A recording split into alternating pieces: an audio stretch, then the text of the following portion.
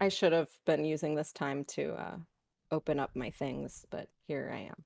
Ah, we're good. We're good. Hey, what's up, everybody? Thanks for showing up for another session of The Hands of Death. Probably going to be watching this later since we're a little early today. No worries. Thanks for catching out the VODs. Thank you, VOD watchers. We love you. We You're the best. appreciate you.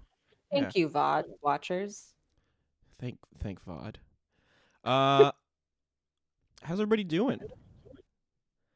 Doing pretty good. It's getting cold. Good. Oh, congratulations to Steph on what are we congratulating you for again? I just had my 4-year Twitch anniversary yesterday. Oh! 4 years? Holy cats, right? Holy cats. Meow, meow, meow, meow, meow. That's a lot of streaming. Meow, I didn't realize you'd been on Twitch that long. Mm-hmm. Yeah, I just got my little 4-year sub badge. It's very cute. I'm like, oh yeah, I can update this now.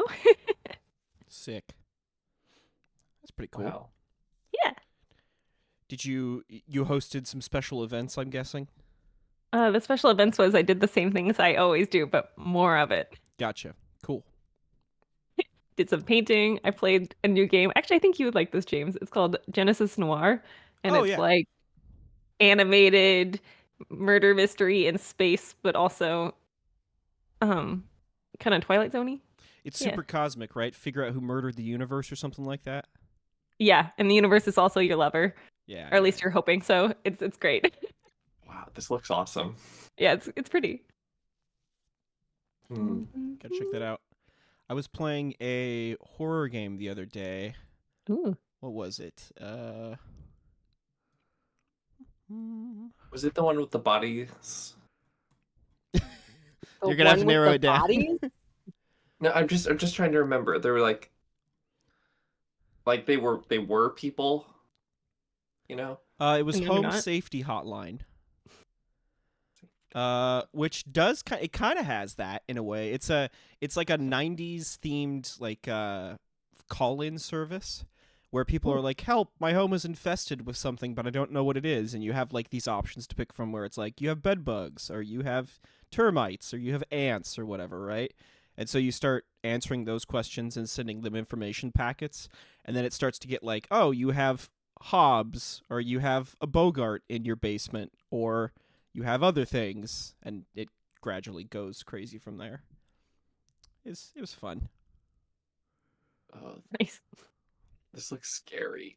I would never play that, but I'm amazed that you are. Almost died on that one. As far as like horror games go, it's really not that bad. At least not from what I've seen so far. But anyway. Ugh.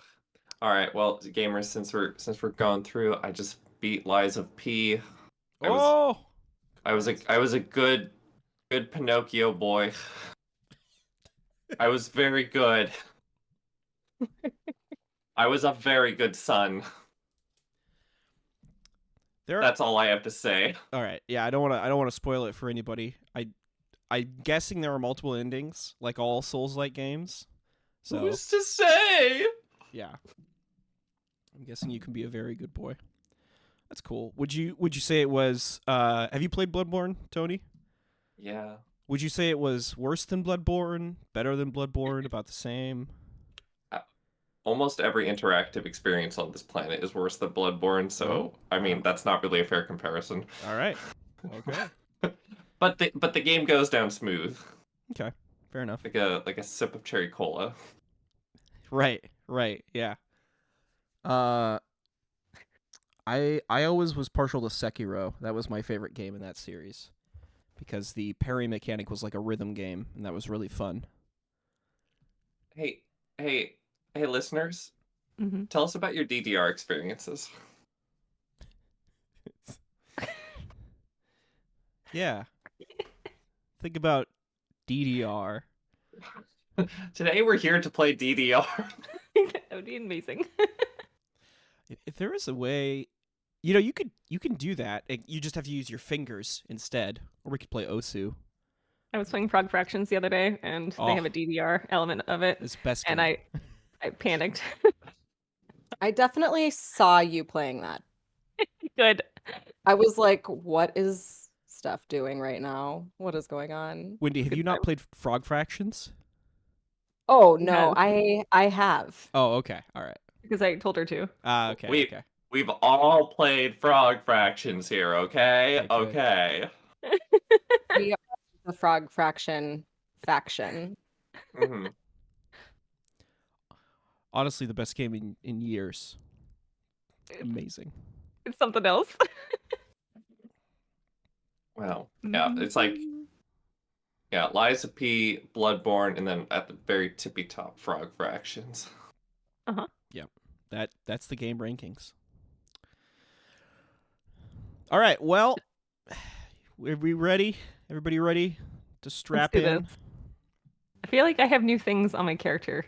I have like new whatchamacallits. See, we're so good at this game. It's like we've only been playing this game for half a year and I still don't know what any of the mechanics are called just naturally. Stunts. I have 2 new stunts. That is the experience of playing RPGs. Yeah, let's take a minute and everybody take a look at your character sheets. Make sure everything's in order. Get your stunts in there. Add some stunts. If you know what they want, and you know what they want them to be. If you don't know yet, come up with them. Take a look at the book. Pop open the free Fate Core guide, which is really handy. Give that a look. Let's see. I'm gonna pop that open myself.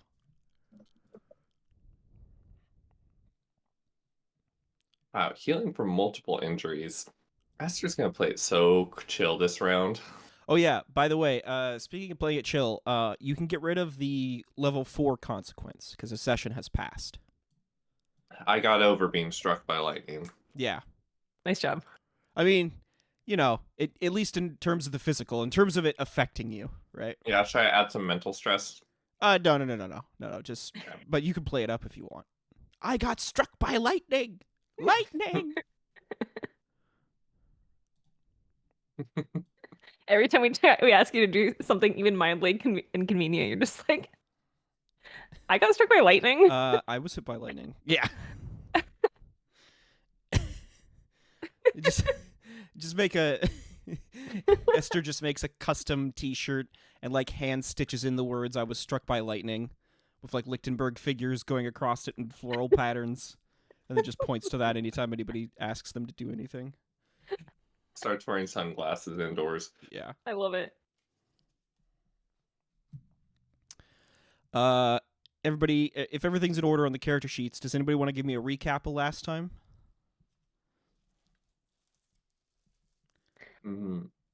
Since I'm almost done. so much happened. Yes, I do. That's right, everyone. We were at Enoch's castle. We had previously killed Enoch, or had we? Urza was all like, hey, Esther, like, you're going to die. And Esther was like, but what if I didn't? And like, what if instead we sort of have this weird sort of semi-alliance? And then he was all like, all right.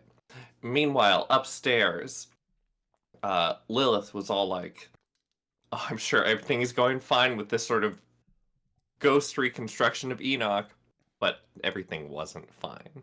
And then the professor made an art piece.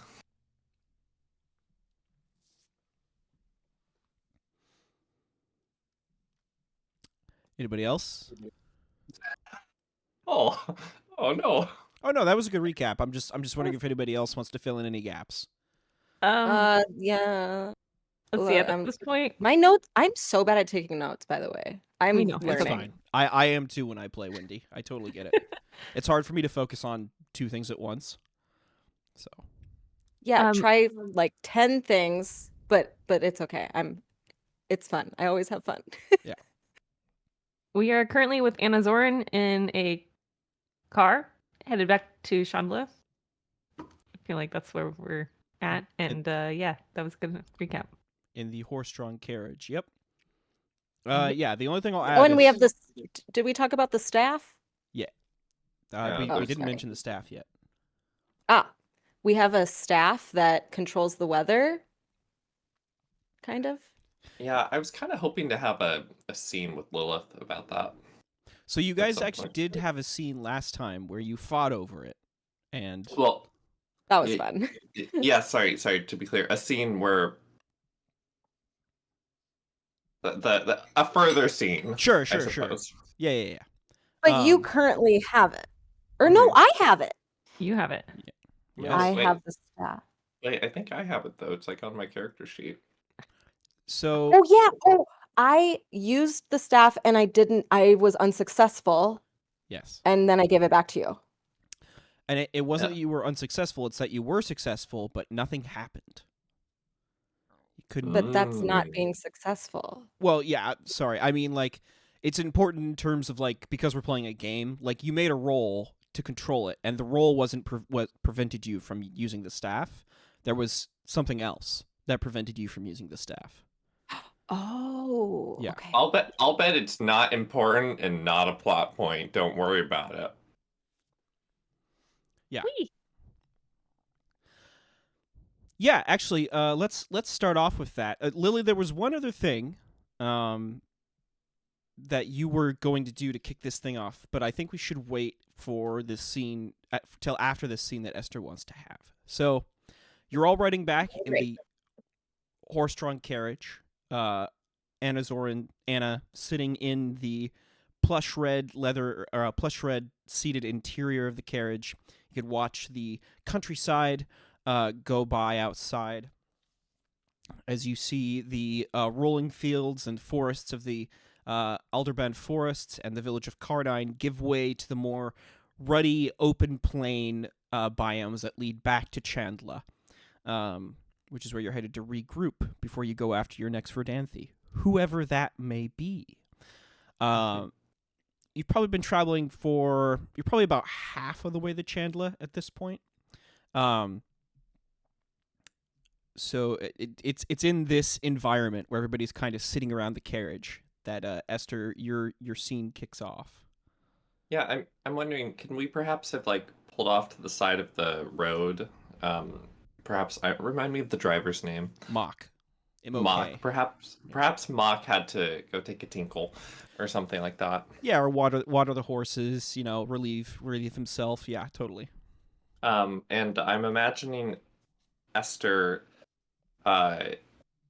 is around the corner, like possibly like in a small copse, like just with a large stick in the ground, like standing straight up and down, like within a slightly open area. And Lilith, I'm imagining you just sort of walking in and seeing me, like frustratingly try to throw weather effects at this stick. What do you think you're doing? Oh, okay. Nothing at all. I'm just going for a walk. I'm going for I imagine like lightning probably like bursts and catches some other tree on fire. Like, shit. Yeah, there's a crackle and a nearby tree just like bursts into flames and then burns out very quickly. I don't think now is a good time for you to be drawing attention to us or the fact that you have that. Okay. Okay, fine, child. Guess I'm trying to become a wizard or whatever. I'm sorry. You think you can just become a wizard? I don't even know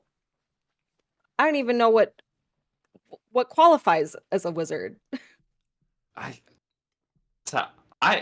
had not thought they were real, but now I'm standing here with a magical staff and my young apprentice who seems to be more and more some sort of mystical character in the making. Tell me, this hurts me. Hurts, but maybe that's just character growth. Anyways, Lilith, how do you and Esther just puts the staff down and walks towards a tree. How do I seem to be the most you when you're in the moment.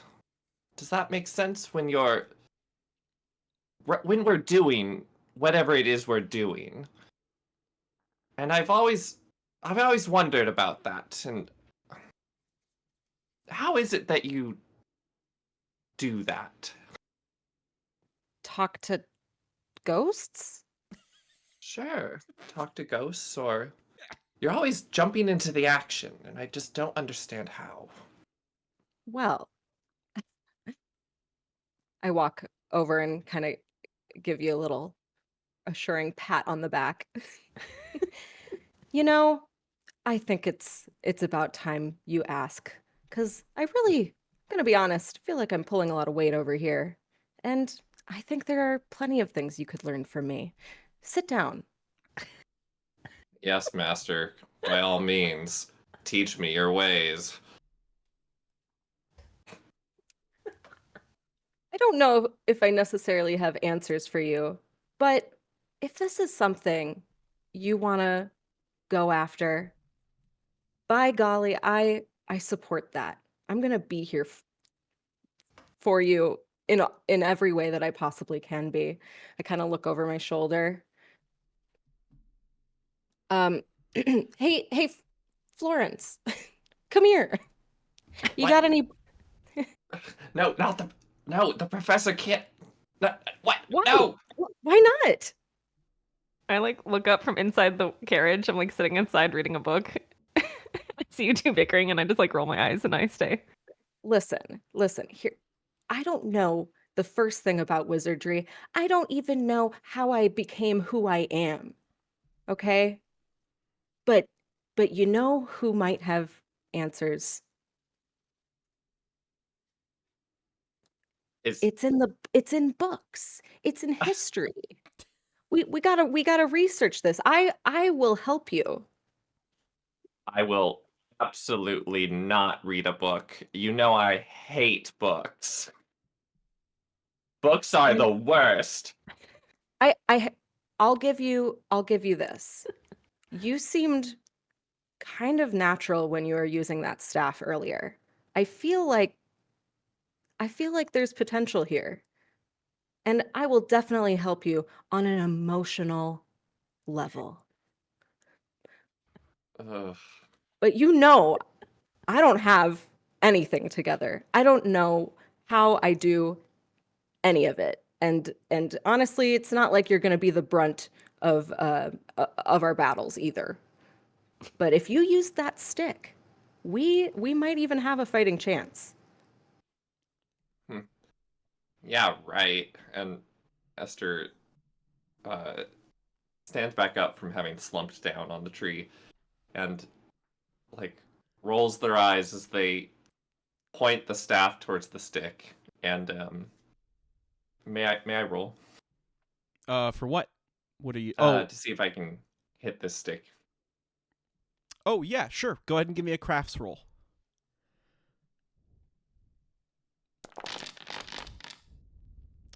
We'll call it difficulty. We'll call it difficulty 1. So yeah. Mm-hmm.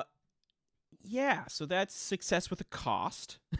So, I think Esther like puts the staff forward. There's a crackle of energy from it, and then you overpower it. So like instead of shooting a single bolt of lightning at the stick to like just barely zap it, there's like this concordance of crackles and tingles in the air. People's hair stand on end, and then this massive lightning bolt just comes down from the sky and just hits the stick, fries it. The patch of grass it was sitting on creates this like small fire in the forest area, and people freak out for a second, start like putting it out with their cloaks or something like that, patting it down.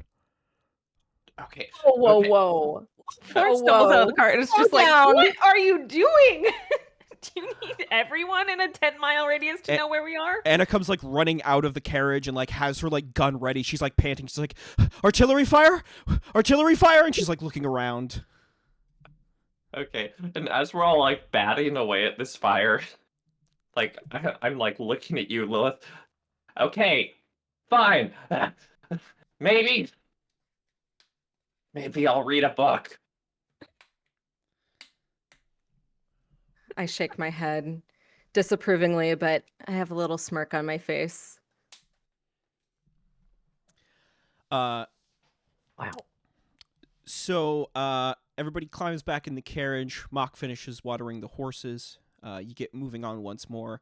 Anna has her gun over to the side of the carriage, keeping it close to her now. And she has her head in her hands. She's rubbing her temples, and she's like, "It's important to learn how to use a new weapon. It's important to learn how to use it because it increases our chances of survival. It's very good that we have this incredibly dangerous weapon," she says, and she's rubbing her temples. And I'm I think I'm sitting next to her and rubbing her back and going, shh. She doesn't. She's over it. She's just like, all right. just sits there. As the countryside rolls by, Lily, you look down into your pouch and you see the draught there, sitting in your bag.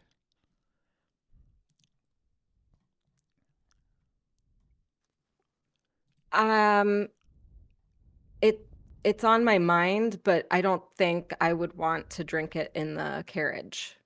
You want I'm to wait not till you get back to interested. Chandler? Yeah, I want a little privacy and space, not necessarily privacy, but some space, because this is like a big moment for me. So it's at the forefront of my thoughts as we kind of head back, but I don't really see it happening in the carriage. Gotcha. All right. You look down. It's in your bag.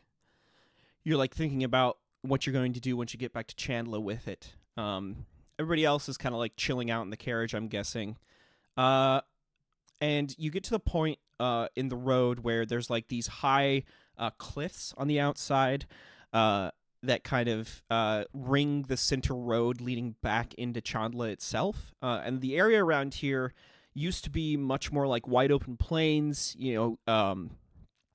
nice green fields, but it's been desolated with the recent Ascension War after the Verdanthi rose to power. So the outskirts of Chandler, for the most part, are filled with these mud-torn, artillery blasted, disheveled pieces of landscape. So there's mud, wet, watery pits everywhere, shallow graves that were dug in the course of the war being won or fought. And it's in this moment that I need everybody to give me a notice roll at difficulty 6. Oh boy. Easy peasy.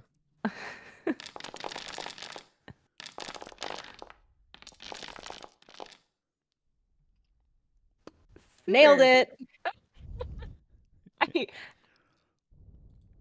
You folks tell me if you fail or succeed. Let me know if we're burning fate points or whatever. But I do not want to burn fate points at this point. That roll is better than anything I could get. I'm too preoccupied in my thoughts. It wouldn't make sense. Okay. Esther's probably picking their teeth with something. Although I do have a sidebar thought. What's that? If you wanted to rewind to our pit stop, I could drink the potion there if you want me to, but I'm also happy to wait. I'm up for anything. Whenever you want to drink it, it doesn't make a difference to me. We can rewind. It's up to you. We can keep going. That's okay. Fine. Then you all don't notice or react in time when a small bomb crashes through the window of the carriage with the fuse lit. Lands in the center. You all see this small metal casing, a fuse hissing away. I need everybody to give me athletics rolls, please. What's the difficulty? I'm going to roll against you right now. Oh no, Esther. Oh no. Well, hey, no, it's fine. Listen, it's been real, y'all. Bye. Can't wait to heal you again. They took my fate rolls away. They took my dice away. Esther jumps on the bomb. I don't. Wait, to be clear, that's not what they do. No, I got you. Hold on, I used to have a fate dice thing in Foundry that would just let me roll fate dice, but they've taken it away. So weird. That's fine. We can just roll with them.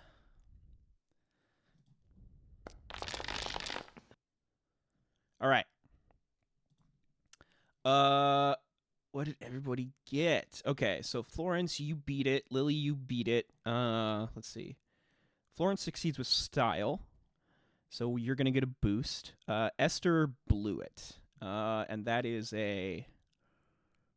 Let's see here. -1, 0, 1. That's a 3 shift hit. You need to deal with, Esther, if you would be so kind, for physical stress. So, I looked it up. Yeah, and the way it works is that when you're checking off these stress boxes, you check off the box that matches the shift value that you're currently taking. So Esther's taken 3, right? If you have a lower value shift hit that you've taken, like 1, right, or 2, but your 1 box is filled up, you can check off a higher level box, but you can't check off multiple boxes in one exchange. You can take consequences and then stress away the rest of the shifts. Okay. So, everybody throws themselves out of the carriage. Anna, runs. Oh, yeah, I need to roll Anna's athletics. Hold on a sec. See how she's done. 1. Okay, so she ties it. All right. There's an explosion. Everybody dives out of the carriage, but Anna and Esther, get thrown out by the bomb more than that they get out of the carriage in time. So there's this loud explosion. Florence, you tuck and roll amazingly, get up, spring, and you're ready to go. Anna comes out slowly behind you. Esther, your body is flung out of the carriage and you land in a heap, but you barely avoid getting blasted to bits. You just narrowly jumped out of there. And Lily, you're fine. You leap out of there with amazing dexterity and kind of land close to Florence, but you're not quite as ready to go. Florence, I'm going to give you a boost that says attentive. Remember, boosts are super transient aspects, so they go away, right? Gonna do there. You get 1 free invoke on that, and then it goes away. There's already a note for that aspect. I'm going to have to add this again. And you look out, and you see that the carriage has been blasted a bit. One of the wheel axles was damaged. You're all outside. You can see this wide open, muddy field before you. And you can see that there's a high cliff to your right with bushes at the top. And you can't really see anything at first, especially as your ears are ringing as the smoke clears from the bomb. And then the ringing of the bomb in your ears gives way to this buzzing, this furious just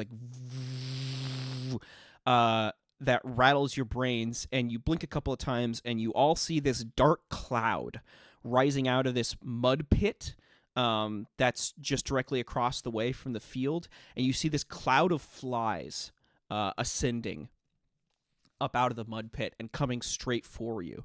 And as they do so, behind that cloud, you see the bleached bone forms of several skeletons pulling their way out of the mud, directed by a skeleton commander who is wearing the livery of the Chandlan army back before Marith and his forces sacked it, standing there raising a sword high, directing these bleach white forms towards your carriage.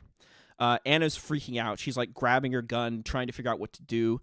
Mock immediately, with situational awareness, leaps on one of the horses, unhitches it. He realizes the carriage isn't going anywhere, and rides off and starts riding for Chandla. He's out of there. Gallops off. And we will move over to... How many horses do we have? You have 1 remaining. That has been startled. It is freaking out. It's pulling against this blown up carriage, and it's still stuck to this carriage. Right? So you all climb out, and we're going into our first combat here. So this is the first real combat we've had in Fate with zones and everything. all these zones mean they're divided up with these red marks, right? You got 3 zones on this. All these zones mean is there are different areas of the battlefield with different aspects tagged to them. On your turn, you can move from one zone to another and take an action, right? But some zones, like this cliffside, right, to get up there, you might have to like use a action to like traverse the cliff, right, to get up there in time. Your enemies do the same things. And when you're dealing with something like the staff, where you're like firing off bolts of lightning and stuff, you can hit an entire zone, but you can't hit all 3. So that's kind of how that works. In that case, let's go ahead and take a look at our notice ratings and see who goes first here. Let's see here. Does everybody have the ability to look at stuff? Yeah. Okay. I see it all. Cool. Mhm. I had a that was my flag. Mine was I had- 1, and then Florence had 2, and Lilith also had 1. Okay. Great. So Anna like is looking left and right. She's like got her gun. She like grabbed it when she jumped out of the blown up carriage. She's like freaking out a bit, and she runs back around the carriage with her notice 3. Whoop, moved her way off the board. With her notice 3, and like takes up a position on the carriage here, like climbs up on top and gets her gun out and gets ready and positions herself, and then fires off a shot at some of these bleach skeletons that rise out of the bushes over here. So she's like, okay, aims, and then bang, fires. All right, just do this real quick. High shoot skill. Ooh, that was a low roll. Mm. Wow, a +5? Holy shit! Yeah, she's really good. She's really good at shooting guns. Hey, look at that though. She just fires, bang, takes one of these skeletons out. The bullet shatters the skull. You see the form shiver for a minute and then fall to pieces. Yeah. Wow. Shattered to pieces. All right. Esther with notice of 2, you're next.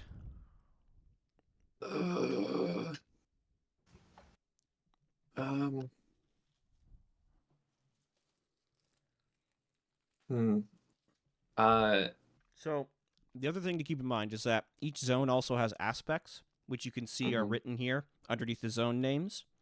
Those can be used like any other aspect by spending fate points if they apply. Mm-hmm. I guess I'm just gonna. Lightning. Sorry, what was that? Lightning. I was actually thinking I might try to freeze the mud. What? What is that gonna do? Frozen mud. I'm hoping So you can use that to like create an advantage, right? You could set up creating an advantage, changing this wet muddy ground to frozen mud, right? Try to like trap these skeletons in it. That's not a crazy idea with the weather staff. Yeah, I think that's what I'm gonna try to do. Okay.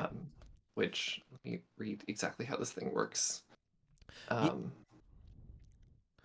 the staff has a couple of abilities itself that it gives you. By the way, it is currently sunny out, so Sun Drinker will work. So Oh, interesting. Yeah.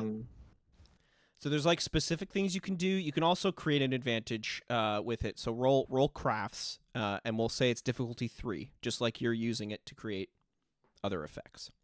Okay, great. I'm gonna do that. Here we go. Ah, so close.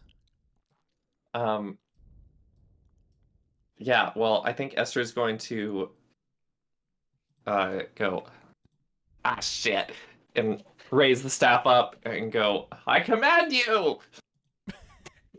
And it maybe doesn't really work, but because I have a striking vanity and Esther is embarrassed, I'm going to add 2 with a fate point.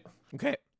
You juice it a bit, gets you just over the difficulty, and there's a cold, chilling wind that, like, the staff, like, cracks a bit, and you all watch as the wood of the staff cracks, and these vents almost open in the staff, and this cold, chilling wind just flows out of the staff and chills and drops the temperature incredibly quickly in Zone 2. I'm guessing that's where you wanted to do it, right? So, yeah. Oh, okay. yes. Zone 2, for sure. Okay. It freezes the wet, muddy ground there and shifts it into frozen ground.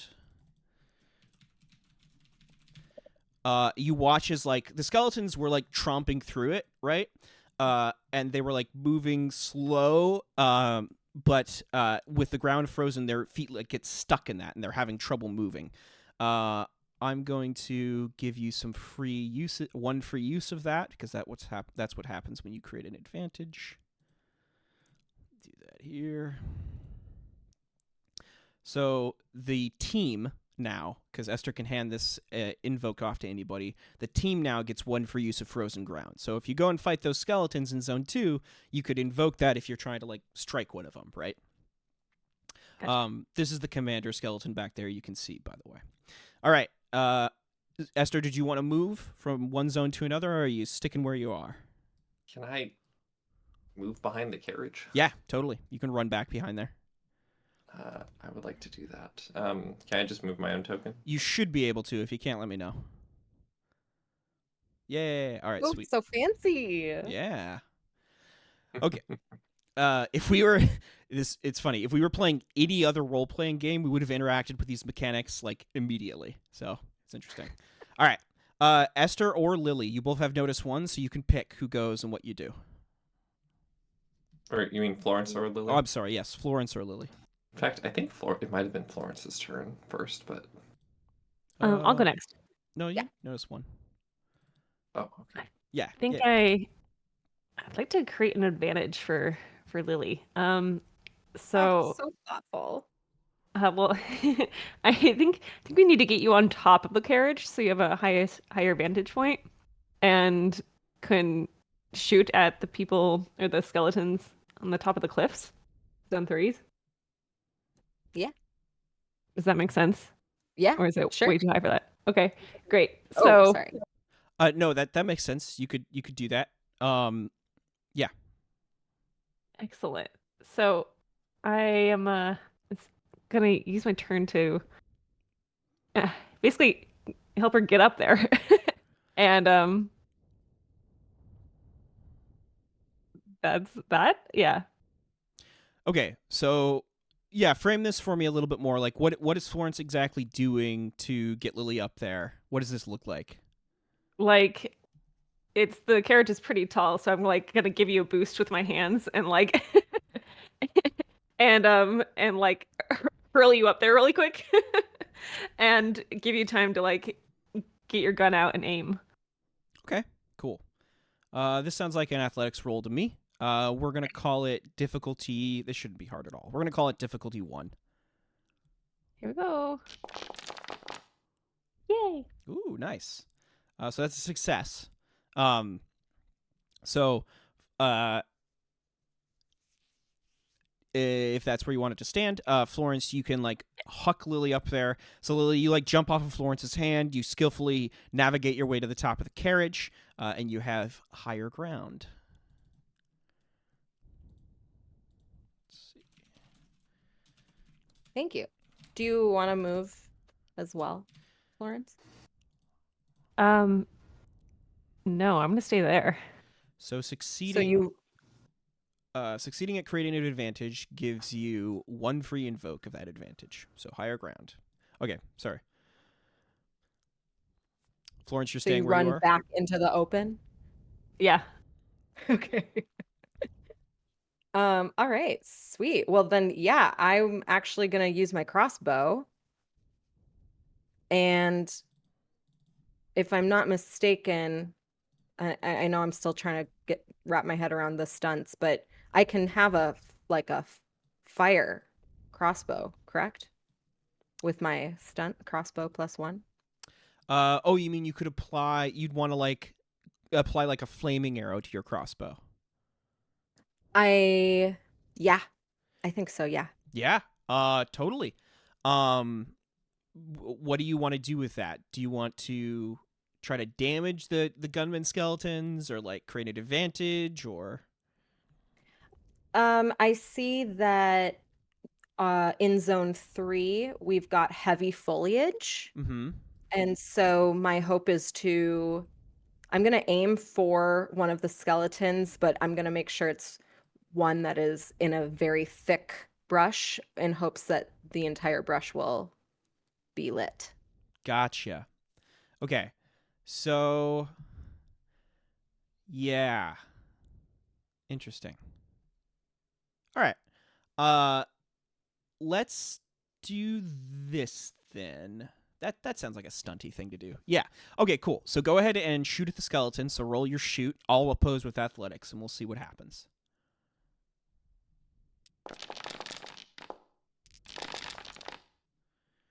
So I got 1 and you got 2. Okay. Cool. Did you want to kick that up at all, or leave it where it is, or?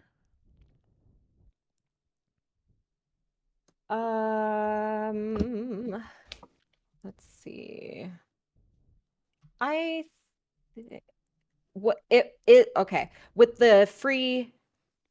Oh no, it says 0 free invokes, right? The free invoke with higher ground is just as if you spend a fate point. So you can get +2 to a roll, or you can re-roll the whole thing. I think I'm okay. I'm gonna just take the small success. Yeah. Okay. So you fire the arrow.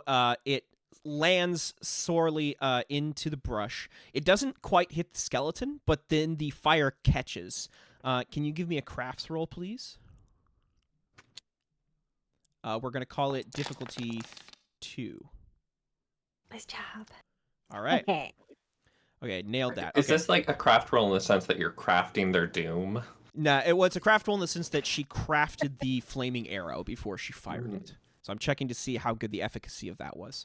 So one of the gunman skeletons over here, the flaming arrow like comes down, lands right at their feet. It catches the brush on fire for a moment. It doesn't like set the whole the whole hedge on fire immediately, but there is this thick plume of smoke that rises, and the skeleton like turns its head a bit.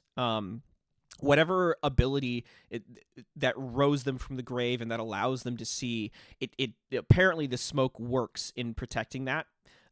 Maybe it's because they remember the memory of having eyeballs, and that's why the smoke works on them. But you can apply the advantage. So because this is a stunt, you get to attack and create an advantage in the same move. So you can apply the advantage heavy smoke,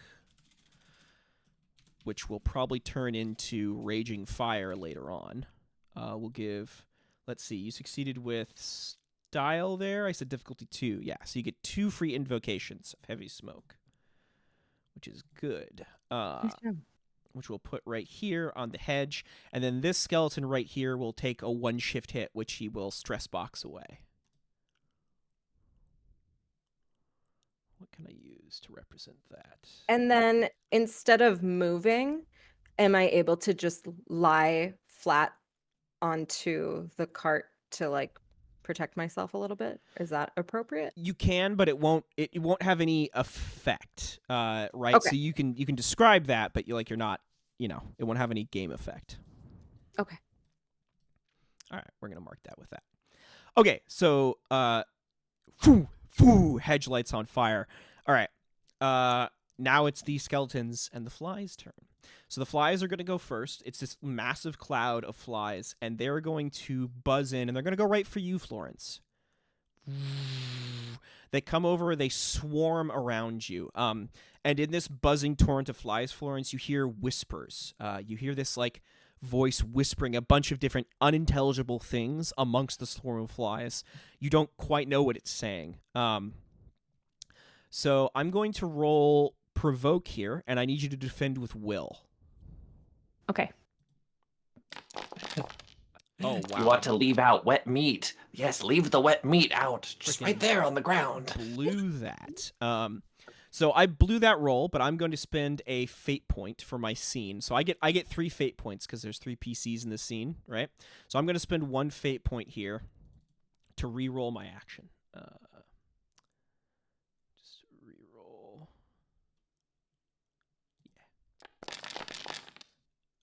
Oof. All right. Can't get Bummer. lucky. Yeah. You're gonna leave some wet vegetables out. Wait, no, damn it. Stupid. Okay. I need fly fanfic. Oh, yeah. Just give us some good grub flesh. Good flesh for our grubs. That's succeeding. It's for the children. Okay. For Florence, you gain another boost for this. So you succeeded at style with defense, which is Nice. another aspect of the system which I wasn't aware of, and I'm learning about. The system is the last combat we had with Enoch sort of like woke me up, and I'm like, holy shit, this makes so much sense now. Okay. Unperturbed.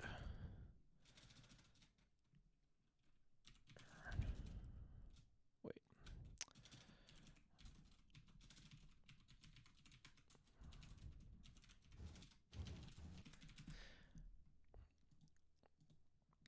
Okay, so this is another boost you get, Florence, in addition to your attentive here.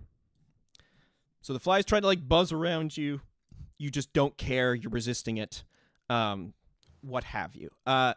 This commander skeleton points his sword forward, and these skeletons here will try to charge through the frozen ground. So give me a sec here. I need to overcome the frozen ground here with them. We'll see if their athletics can get them out of here. Maybe not. Need to be difficulty 3.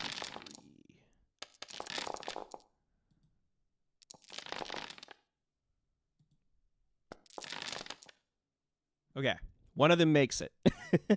Wow. I feel Wow. justified. Nice job.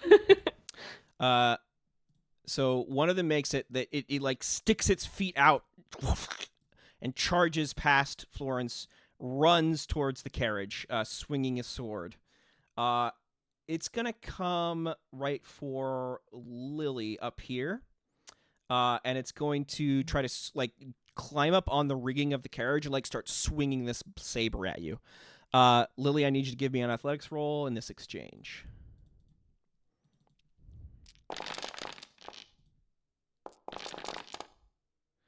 Okay, that wins, not succeeding with style, so there we go. Make sure I'm not screwing you out of anything with that. Yep. So you like easily parry these saber blows as this thing's like swinging at you. The two gunmen up on the cliff aim their guns down on the group and fire. They're going to unload at Lily because you also have the high ground. So they're going to help each other, which means they're going to both roll, or one of them's going to roll, and then they're just going to add their abilities together. So this will add +1 to this. Oh, really wish that fate dice thing had stuck around.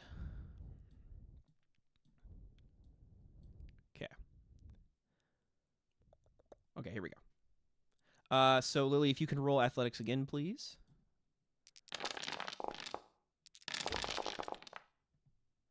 So I got to shoot. I also get +1 because they helped each other. So they're not beating you yet, but I'm going to spend a fate point here. I got to get something in here, right? I'm going to spend another fate point here to increase their action by 2 for 5 to get a 1 shift hit against you as they fire down. Bang, bang, bang, bang, bang. Am I able to like utilize that heavy smoke invoke?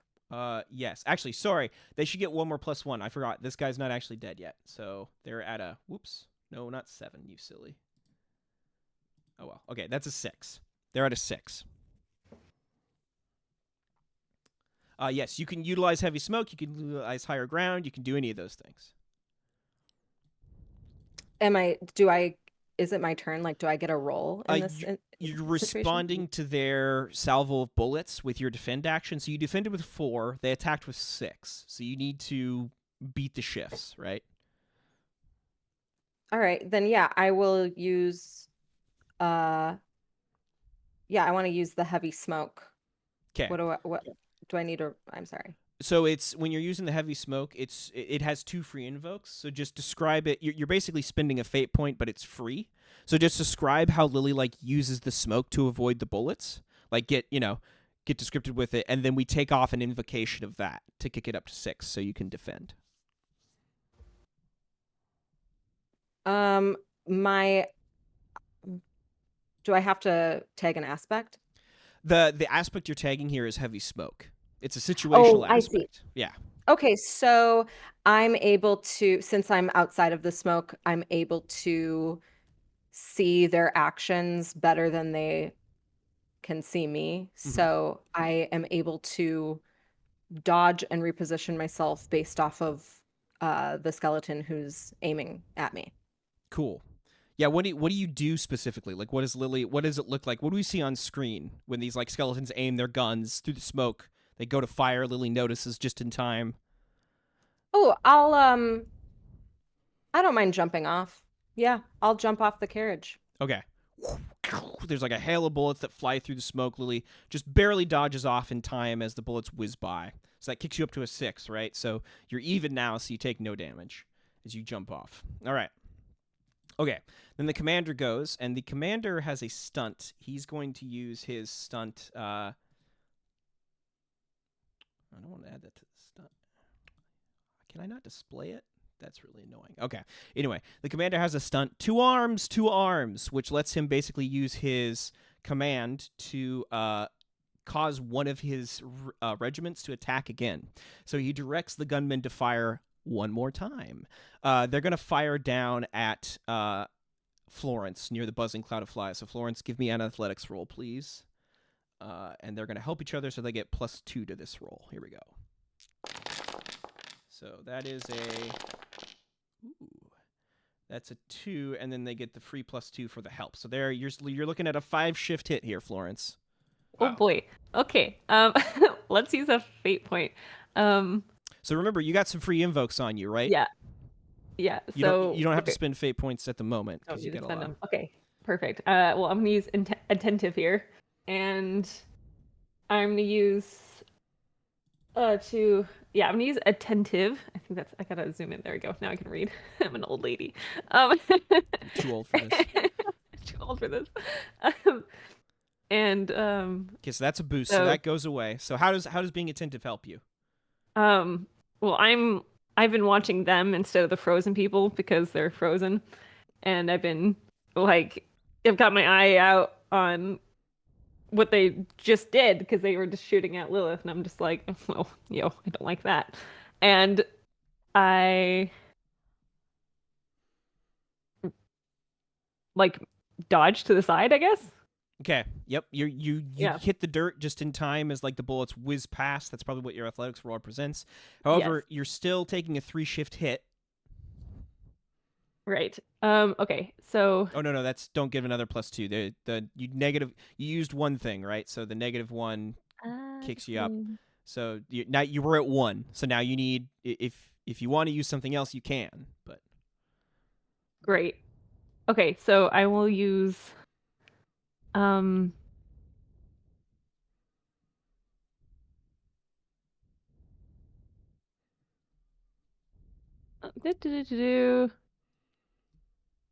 feel like I gotta use a fate point here. And boost it up to. So don't forget, you can also re-roll with a fate point if you want. Sometimes that's better. Don't listen to his lies. Sometimes I could, but when you blow a roll like getting a -1, sometimes that's actually better than taking the +2. But yeah. Anyway. No, I'm at.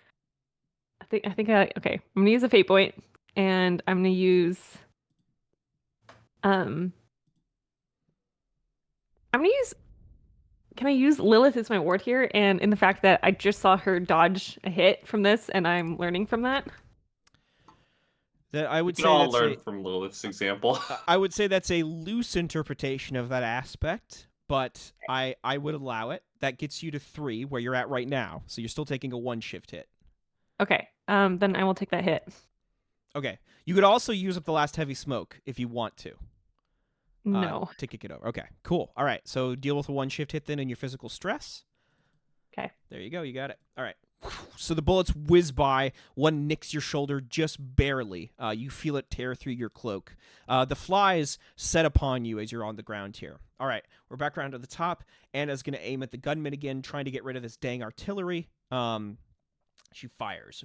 Bang. All right. Here we go. Anna Zorin. She's like yelling. She's like, "We're sitting ducks out here. What the hell are these things?" Bang. Ooh. Wow, she cannot roll. Okay. She's scared. Athletics. Her goggles are on too tight. Woo! They dodged. Whew, she misses. Maybe the smoke made her confused. But yeah. All right. Whiz. Okay. Moving on. Esther, you're up. I think Esther, I think they're gonna, like, feeling a sense of triumph over that last wizard. They're going to just try to blow all the fire on the hedge with wind and try to, like, really get this fire going, like, amp it up, like. So you're creating an advantage here? Maybe, I guess you tell me. I'm imagining, like, Oh, no, you making tell this me. fire like trying to consume the skeletons on the ridge. Okay, then it's an attack action. So roll crafts as attack, and I'll roll for the skeleton's athletics. Okay. Yeah.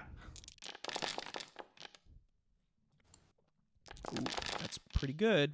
However, Ooh. one of them's Hey. fine. Maybe fine. It's a one shift hit, and that's a big hit. All right, so And that. do you want it to stay at 4, or do you want to kick it up at all? Can I use the heavy smoke Totally. as an invoke? Yep, that makes a lot of sense. Okay. So heavy smoke is gone, and it's been replaced by raging fire. So let's see here. No free invokes on that left, but these skeletons will take. Let's see. So you want to invoke it to give yourself +2, right? Yes. Okay. Yep. Bing. So that's 6. So I need to deal with that. Okay. Let's see here. They rolled left to right, which is unfortunate for me. Ooh, okay. So the fire like rages out of control. I gotta save one of them. Question is, okay. So the fire rages out of control. 2 of these skeletons like catch on fire. The old leathers from their like tethered armor that they're wearing burns up. The heat like causes them to retreat, and then you hear these loud like explosions as the gunpowder in their muskets explodes. The rifles just like blow up on them, blowing them to pieces.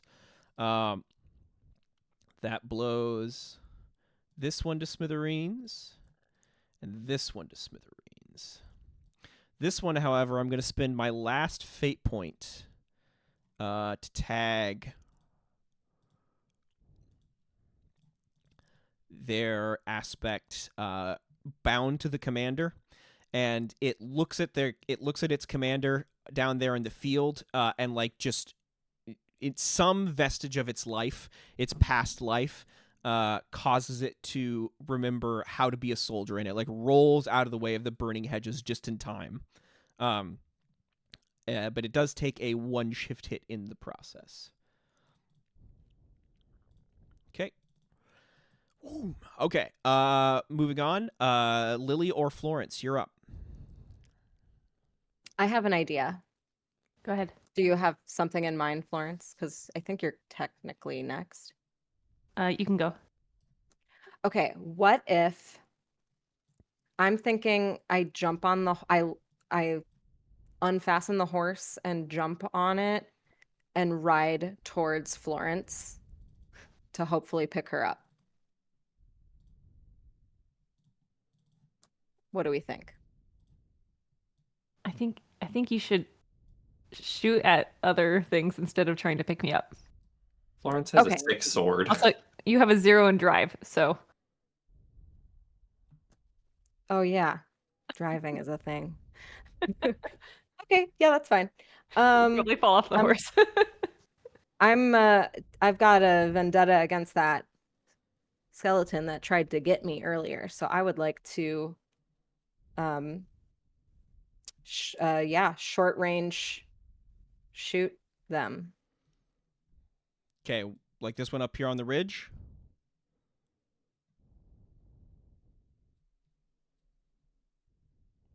Wendy? The one by the carriage. This Sorry, I one. forgot I was pushed to talk today. Yeah. Okay, cool. All right.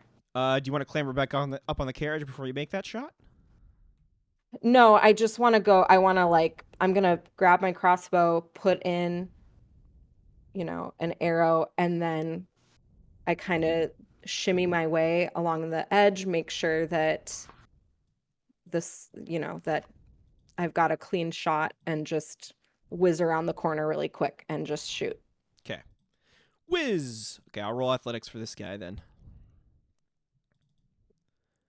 Roll shoot.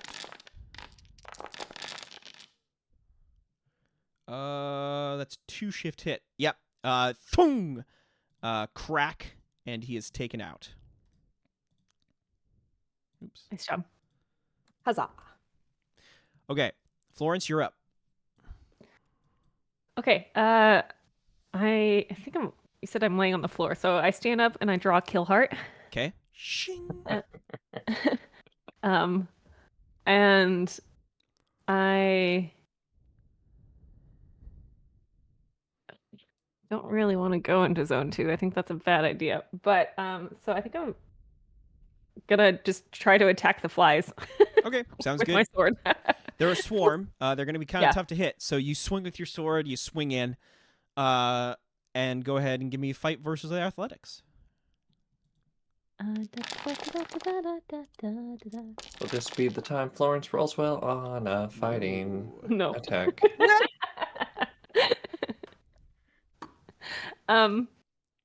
Wow. I'm so good at fighting. It's incredible. I am not disturbed by these buzzing flies. Okay, you can kick that up to a 1. And or do you want to re-roll? I don't think re-rolling is going to help me that much, but we could try a re-roll. I have a 0. You can also let the failure stand. They'll get a boost against you because they succeeded with style on their defend. Right. But you can also just let it stand if you want to keep that invoke. You know what? Let's let it stand. They can have a boost against me. Okay. All right. We are the swarm.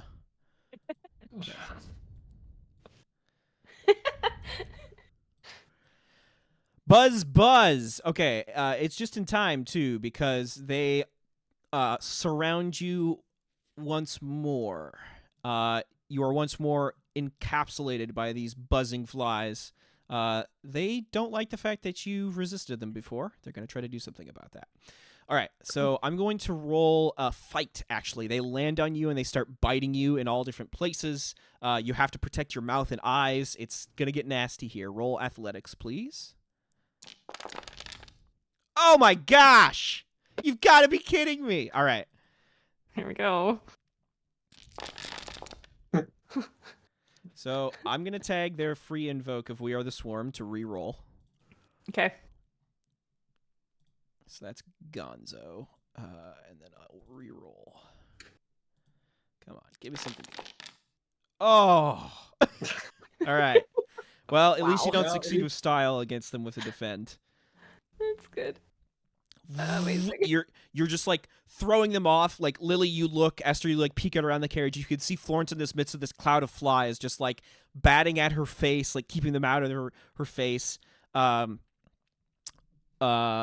Florence, you keep hearing these like horrible whispers of things the flies want to do to you. Okay. It's going to be the last. Let's see here. These guys are still stuck in the mud. The skeleton commander is going to command them to get out. So frozen ground. So I'm going to reduce the difficulty on these guys because they've tried to struggle last time, so it's a difficulty 1 now for them to get out. So let's see. 1, 2, 3, 4. So that's 2 of them free. So 2 of them break free of the ground and come rushing forward, and they're going to rush Lily. Lily, both of these boys are going to take fight rolls against you. They're going to help each other, so this will be +1 for them, and I need you to roll athletics.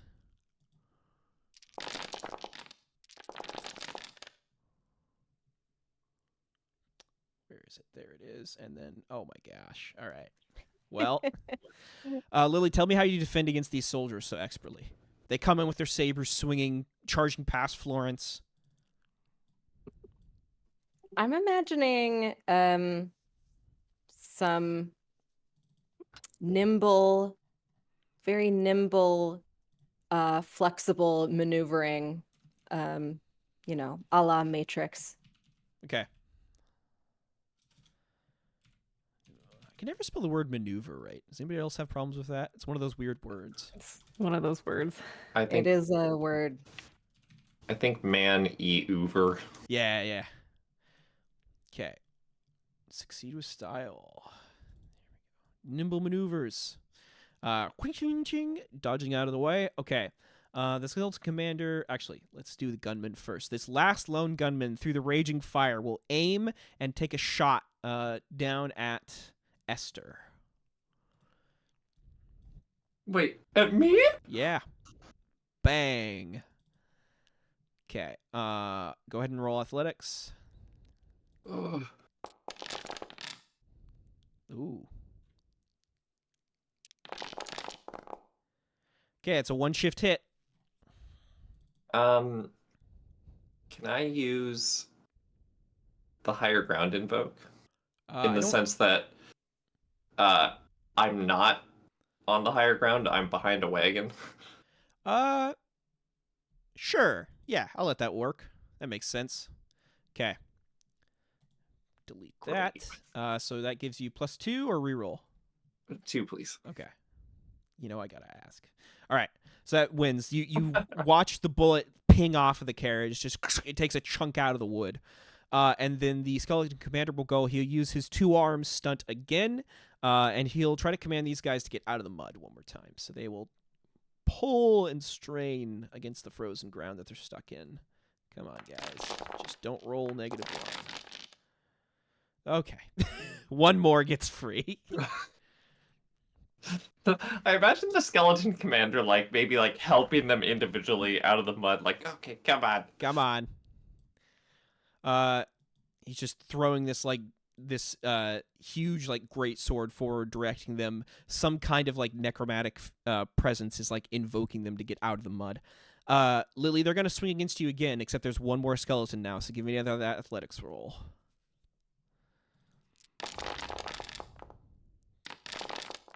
Wow, I can't roll. All right. Wow. We're going to add another 1 to your nimble maneuvers here. You guys, this was supposed to be hard. It is hard. Is it? It is. All right. Okay, here we go. Okay, because from where I'm standing, you guys are killing it. All right. Yeah, I feel I don't agree with my comrades on that one. Yep. I'm slaying. We're slaying. Anna's going to change tactics at the top of the round here. She's going to move over a little bit and shift and try to hit the commander. Come on, she says. That's a 4. She has not rolled a 0. She's rolled all negatives this round. The commander's going to try to dodge. Ooh! Get wrecked. Let's see. That's a -1, 0, 1, 2, 3, 4. Wow, yeah. Anna levels, aims, and she says, perfect alignment. And there's a sharp bang of her rifle as this bullet just sails through the commander's head and just whack! Just right in. Kills him immediately. Nice job. Okay, Esther, it's your move. Can I have just a sec? Yeah. Take your time. I just love being Yeah, covered by I'm flies. not getting swarmed over here. It's fine. We're both getting swarmed in very different ways. Very different ways. You keep fighting the flies. I feel like that's even ground between our skill set. I think you're right. I'm gonna go put some hot water on because I'm so cold. So I can hear you guys. I'll be back in just a sec. Okay. Mm-hmm. I get it now. Wow, this is crazy. So the book said that this amount of enemies would be easy for the players to deal with in some way, right? And I was like, there's no way. There's absolutely no way. The numbers just don't make sense. But it's right. Like taking aspects into account, this is crazy. It's kind of cool. A lot to work with. Yeah. Well, also you do have a huge advantage because of your like bonuses you get to rolls. I have to have my enemies create more advantages. It's interesting. I'm discovering that a wizard staff is very powerful. Yeah, it has a lot of good uses. Okay. And luckily there are no downsides that are going to come back to bite us in the ass later. Well, you haven't failed any rolls yet either, so you know. Oh boy. Okay. Esther, if you're back, go ahead and let me know what you're doing. Florence, do you want me to interject in the cloud of flies? I feel like you might be way more kick-ass against the skeletons. I think you're correct. Okay. Also, I have a question. Just how does it feel when I use the staff? There's like a rush of power that like goes through your hands.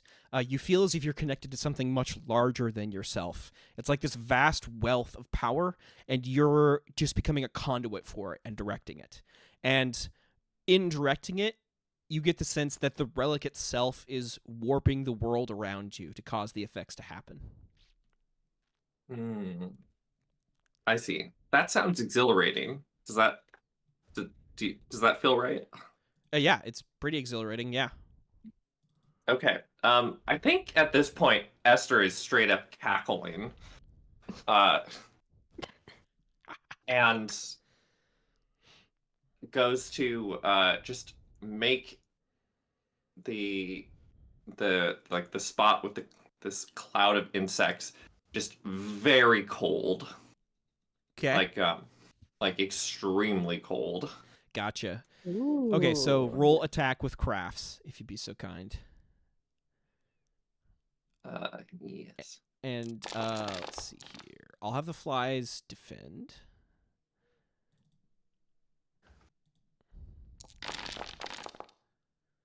So that's gonna be a win on their part.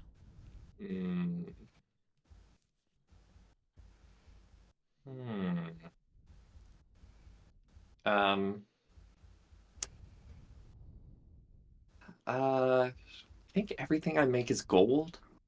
Is how I'm thinking about this. Like again, there's a sputtering of the staff, and then Esther goes, "No, it's me." You are my staff. You can't fail. All right. Sure. So like you haven't made it. I guess we could make the argument that you made the cold wind. I guess. I'm thinking along the lines of like, yeah, like the cold wind, or like every effort I make is like a gift to the people. Okay. So +2 or reroll. The +2 ties it, so they're still beating you.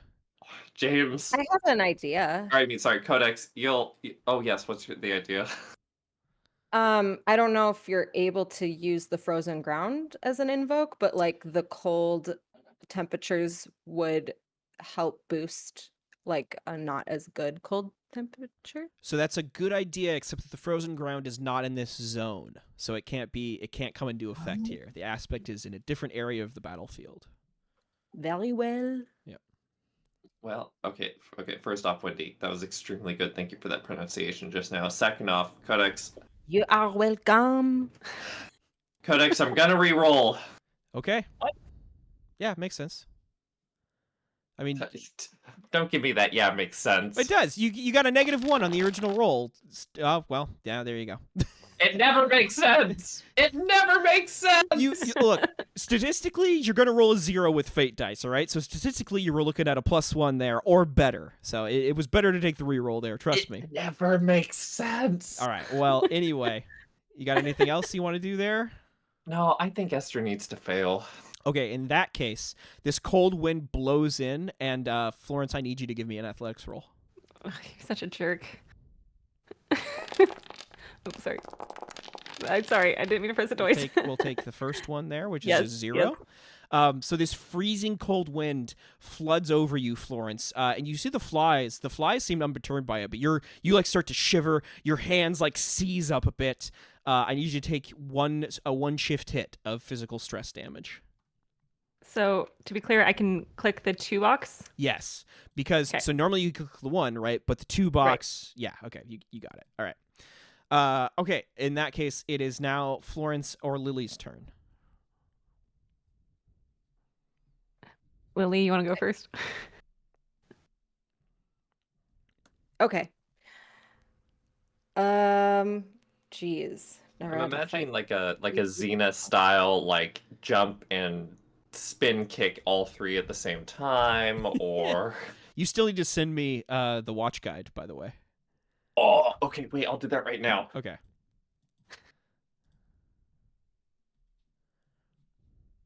What are we doing here, Lily? Or Yeah. Florence? I grab my dagger. I have a short dagger, and It comes out of your sheath. I want to do,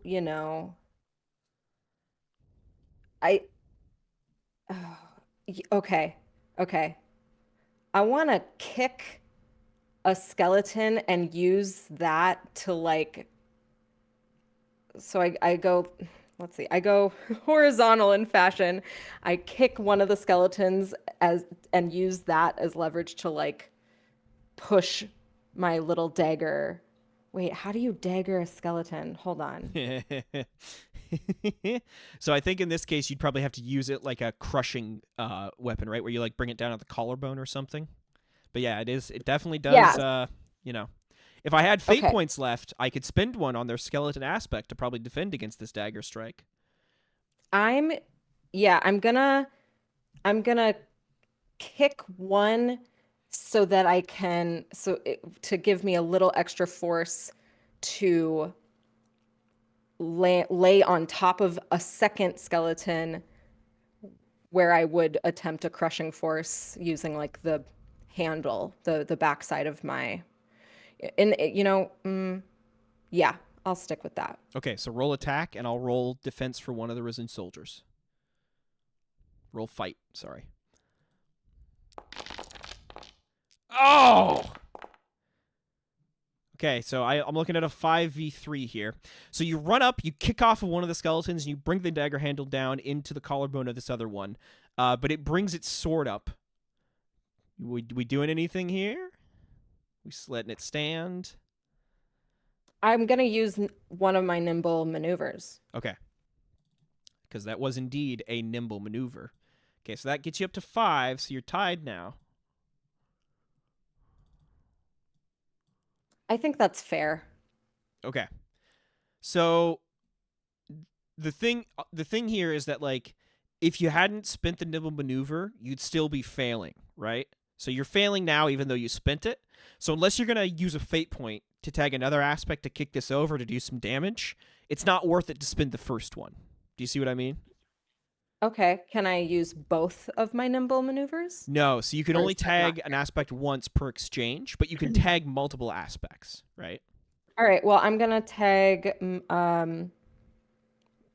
that it's I can't tag my high concept, can I? You can. Yeah, it's an aspect Okay. just like anything else.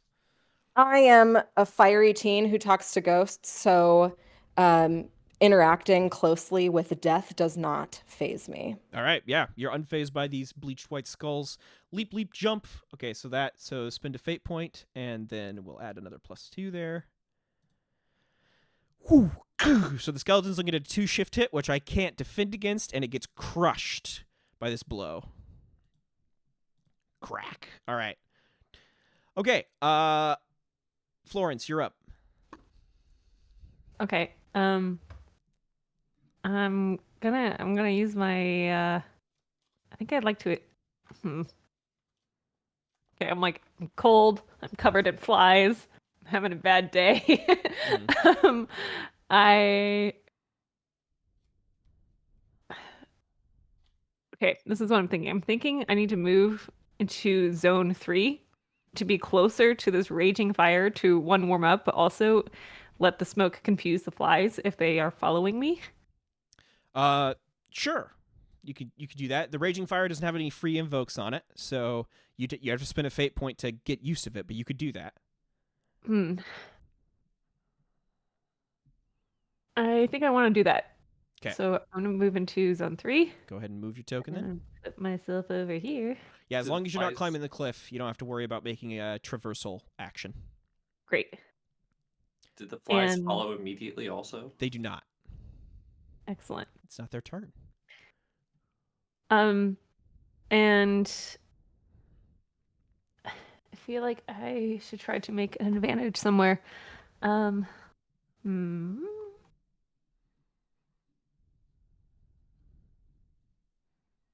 Dare I say this is a battle of fire and ice at this point? It really is. Get out of here. Could you do something like, I don't know, essentially like remember your training or think back through like the history of any, I don't know, any kind of like conflict you've read about or anything like that? Is that a thing? I do have a stunt, but it takes time. It would take like a while for me to like create an advantage. You're standing next to a bunch of rocks. I am standing. Just throw a rock. No, I think. Let's see. You can else also can I stab at do? the flies or one of these soldiers and then run. I could do that. How would I do that? Okay, so I'm bringing myself back over here. Okay. I think I'm gonna do stab at the soldier that is closest to me. Okay. Here we go. I'll roll athletics for them. Roll fight.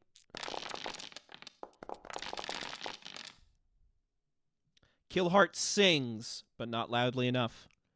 Not loudly enough. I'm so excited for the day that Killheart actually works, even once. I'm so, Wait, so stoked. I have a thought again, which may not apply, but I'm gonna say it if that's okay. Yeah. I kicked one of them. Like, can that be an advantage? So it could have been, but you used your action to attack, right? You got to do one thing, unless you have a stunt with your crossbow. Your stunt with your crossbow lets you both attack and create an advantage at the same time. But you were attacking with your dagger at that point, so the kick doesn't actually create an advantage, but it's cool flavor that we like in descriptions. Okay, wait, hold on. I'd like to use a fate point. I'm going to use my high concept. I am a professor of the after. I know all about undead skeletons. Okay, cool. And I know where to hit. So that if you take a +2 there, you're still tying them, so it won't kick it over. That's okay. I will take a tie. So that won't that'll get you a boost. Okay, sure. All right. Let's just do that. Okay. And then I will run away. Add new aspect. Skeleton. Okay. There you go. Nothing better than in the field experience for academic endeavors. All right. Basically. There we go. One free invoke on that boost. All right. Actually, I should probably mark what's a boost and what's not. Boost. Good morning, chatters. Nice to see you. Boost. Thanks for Hey, watching. everybody. Thanks for coming by. We're playing Fate Core. Okay. Fighting some undead skeletons. Okay. Great. You run away. Okay. The flies are going to swarm over Lily. They come in. All right, Lily. I'm going to roll a provoke here with this swarm of flies. I need you to defend with will.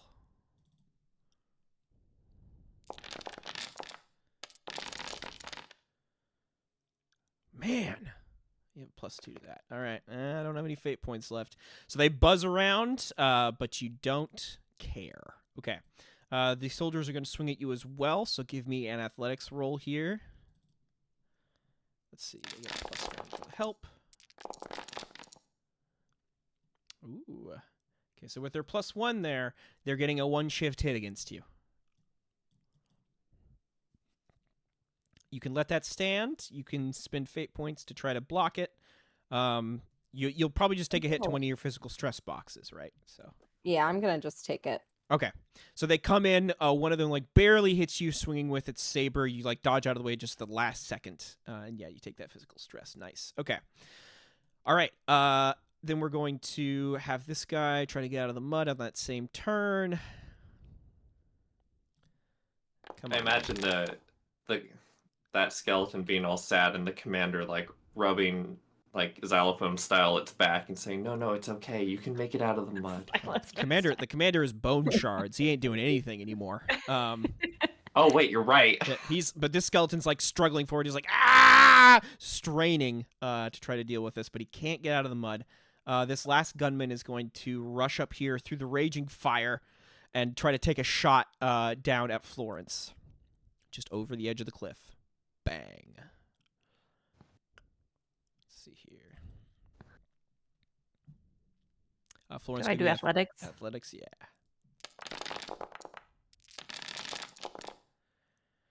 Okay, I'm gonna give you +1 here. Just out of the because of the angle of the shot, I think it makes sense that you get a slight boost with help here. But it's still a 3-shift hit. Damn. Okay. Okay. Super.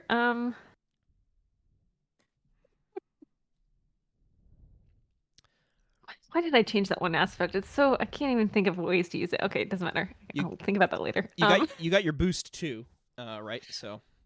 Oh, I did my use boost. The Raging Fire invoke. And you rolled a -2, so a reroll here is not actually that crazy of a suggestion. Raging Fire has no invokes on it. You'd have to spend a fate point, but you could use it if you had a fate point. I have a fate point, and I'm going to use it and engage the Raging Fire. And I'm actually gonna go closer to the fire and just like move closer to the the cliff edge. So I'm okay. You're still taking a 1-shift hit here. And then I'm going to I don't want to take any more physical stress because then I'll have none left. Maybe the reroll. No, I already went up to. How about? So you can use your boost to kick it over, right? Yeah, I'm gonna. Okay. I'm gonna use my skeleton familiarity here. Okay. You spin that. It goes away. You know how these things tack. You were expecting that. I'm curious though. Can you take another turn to think? Oh, but I remembered one other thing about skeletons. Maybe. You flatten yourself against the rock wall just in time to see the bullet embed in the ground directly in front of your feet. What you remembered is that skeletons don't really get hurt by fire all that much, and so it must have just said, "Oh, right, I don't get hurt by fire." It remembered that, charged forward, and fired. Okay. Mm-hmm. Great. Let's see, that was the flies, and Commander's dead. Okay, back around to the top. Anna. Anna's going to roll over here. She's like rolls past the horse that's like neighing and bucking wildly, and levers a shot at this last gunman up on the ridge. Takes the shot. Bang. She has not rolled positive this entire fight, or even a 0. It's actually kind of crazy. Doesn't matter, though. Bang! Another sharp retort. And this one falls. So if these were human enemies by this point, right, they probably would have retreated. But because they're skeletons, they have no sense of self-preservation. So they just will fight until, death. Okay, let's see, that's Anna. Okay, Esther, you're up. Esther, I just want you to know I'm over here saying A little help over here would be nice. Did I use my 3 staff uses? It's unclear to me. No, so what that is that the lightning lets you hit all the things in a zone, right? So when you do that, when you're like, all right, I'm hitting everything, right? Okay. Then that's one of the charges. Okay. I probably should have Gotcha. made you spend a fate point for the frozen ground, but whatever. Okay. Okay. Going forward, I think I'll have you spend a fate point to do stuff like that. Well, but you can attack single enemies just fine. Sure. I think I tried cold.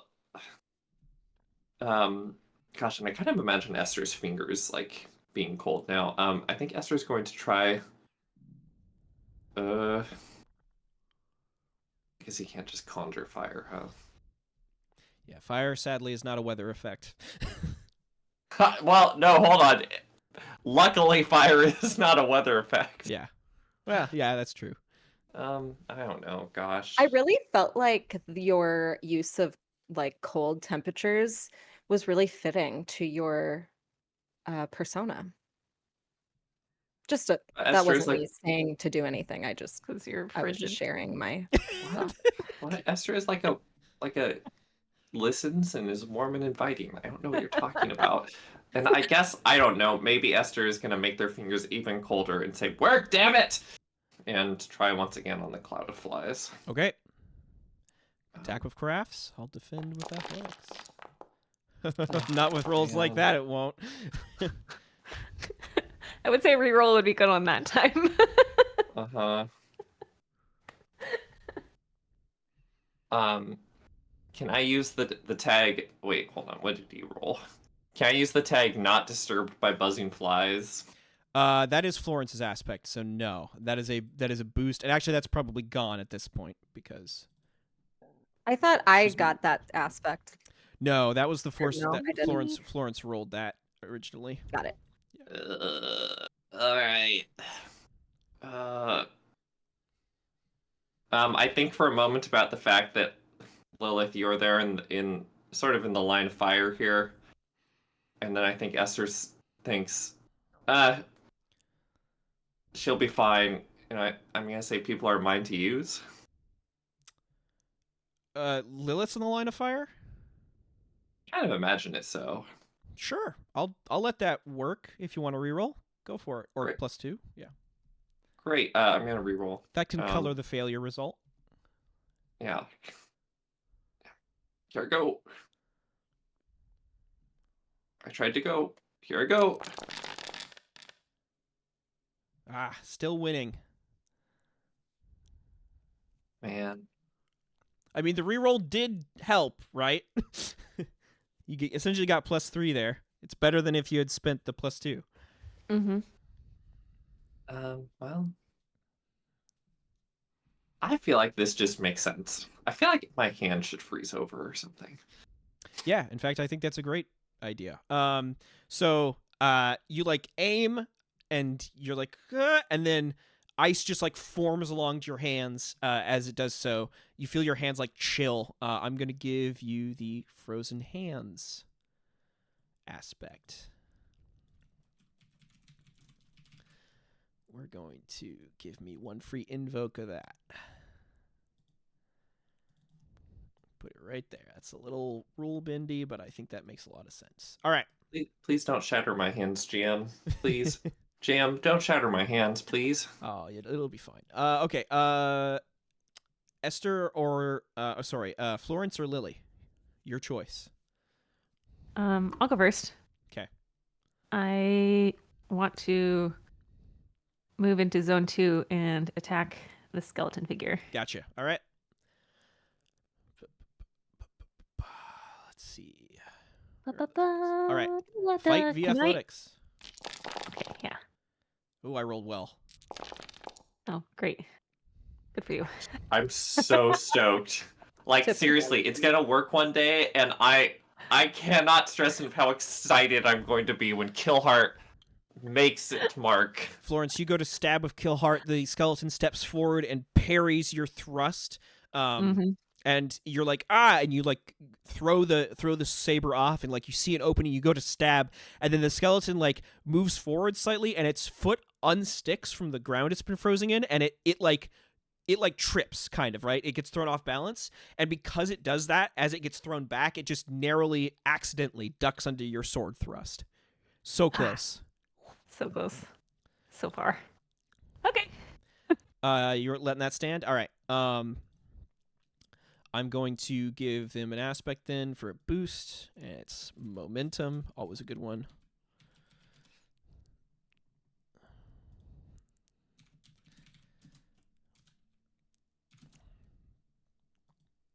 There we go. Dink. That's that skeleton's boost there. Okay. All right. Lily, you're up. Well, Esther was unable to assist, and I am surrounded. So I see Florence over there also not doing so great, and I'm a little panicked. I want to run like towards zone 2. Sure. I think it makes sense with the cloud and the soldiers around you and everything that you're going to have to give me an athletics action here to like push your way through. Athletics or physique, your choice. And I'm going to roll with the soldiers to oppose. Oh, wow. Not getting away, it looks like. I will tag my nimble maneuvers. Very good. Because I am gonna just roll my way out of there and dash off. Okay. So they go to grab you, they almost get you, and then you like do a roll and you run off. Okay, you're in zone 2.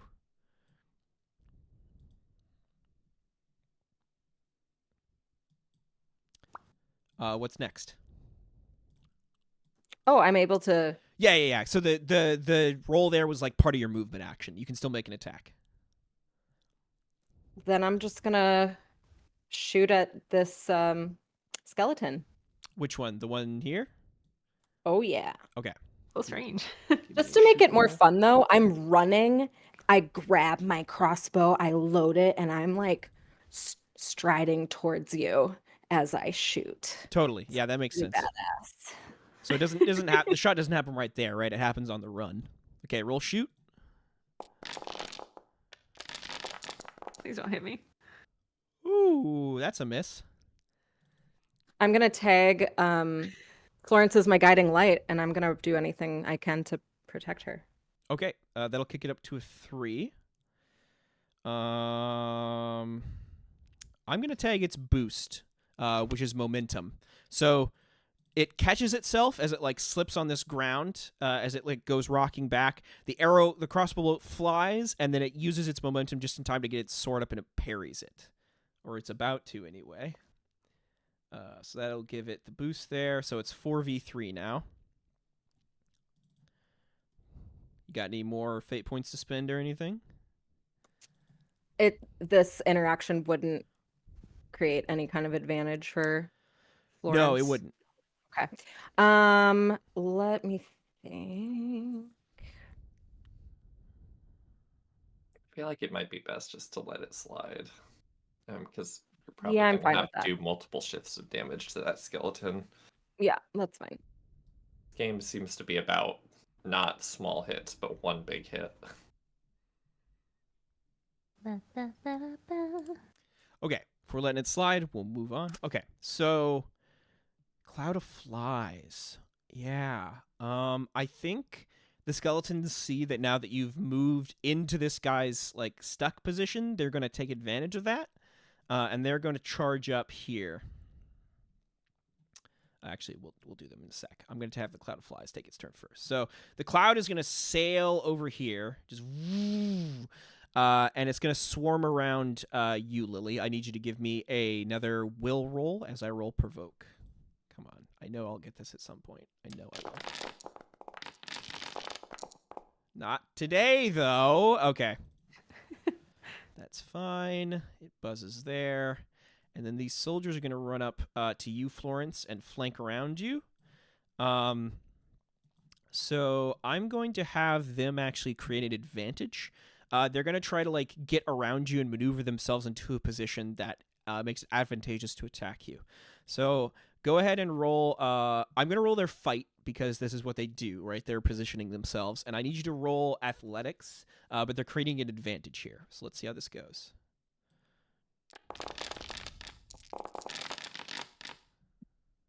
Super. Ooh, I won. Okay, you want to let that stand? Yes. Okay, so they're going to create the advantage flanked on Florence.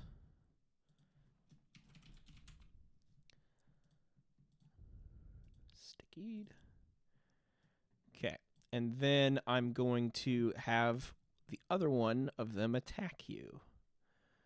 Yeah, because they didn't get any bonuses to that. So that's one action, and then I will... Okay, I'll have one of them attack you. That makes sense. Or do I wait? Yeah, okay. All right, so one of them is going to swing at you again, Florence, so give me another athletics roll. This is actually a saber attack. Can I use a stunt here? Can I use my ritualist stunt? How? Oh, can I just, let's see.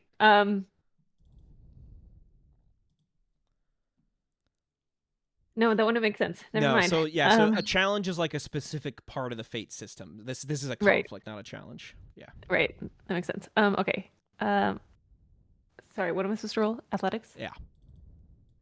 Da, da, da, da.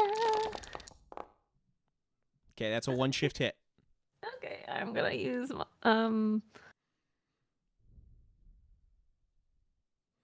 gonna take the physical stress. Okay, mark it off. Mm-hmm. Ooh, that's all the boxes. We're getting into consequence territory now. Okay, Mm-hmm. all right. Let's see. That's them. Those are dead. All right, Anna's turn. Anna's going to aim at one of these skeleton boys and take a shot. Crack, bang. She can't roll positive to save her life. All right, soldier, athletics.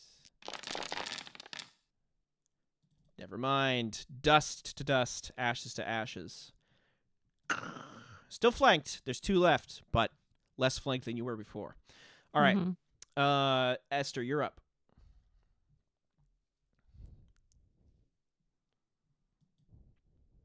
Esther? Hello? Oh, no.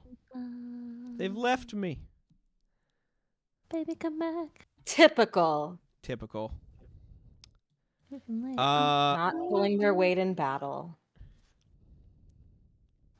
Just hang out for a second. It's the frozen hands. Yeah, it's the frozen hands, really. The chilly hands of death. Oh, man. I'm so glad that Anna Zorin is here because I would not be surviving at all. Yeah. Yeah. I mean, I don't know. I think you folks still would have killed it. You were doing pretty well. On the outset. I think it's just these last few folks. I need to start like lifting rocks or something. Yeah, or like, yeah, you'll get opportunities with minor milestones to move skill points around. So yeah, you could definitely shift things if you wanted. Being an assassin, you tend to get in these situations. It's true.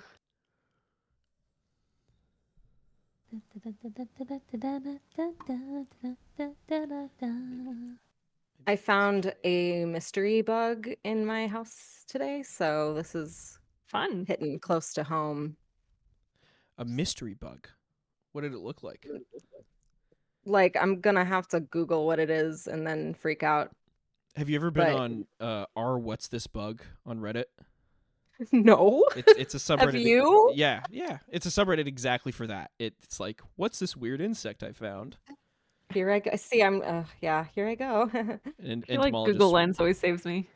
Oh yeah, Google Lens definitely works. Luke and I went to this museum the other day in this teeny tiny town. It's called Linden. It's in Washington, and they had this like historical museum for the tiny town, and half of their signs were like, I don't know what this is. This is unknown. And so Luke and I were like playing a game. We just started using our phones. We were like, I bet we can research what exactly every single weird camera, every weird thing is. we made a list and we gave it to them at the end. They're like, "Oh, thanks." It was really funny. Yeah, I love it. This is not a pleasant experience searching for what this bug is. What did it look This is like? a nightmare. Well, I'm scared to say because what if it's something bad? Wait, what do you mean? What if it's something bad? Like, do you think like invoking its name will give it power? Yes! Or, like, I don't want to make it what? real. Yes. What? By What? saying it out loud, it could become real. But it's probably nothing. Because I actually don't have bugs in my apartment, so like that's why finding one bug it's disturbing because that's how Do it your starts. cats not eat them? Well, this one it was like dried up and dead, like next Oh. to their litter box. So like Love that. maybe. Okay. Which is close to my door, so it's like a bug could have just wandered in. I mean, insects are everywhere. They're like all over the place all the time. No, they're not. I'm sorry. I'm Nope. sorry that bothers anybody, but Wait, I think I might have found it. Hold on. oh sweet. I found the pretty version. It might just be like a June bug or something, but like that doesn't make sense. It's winter.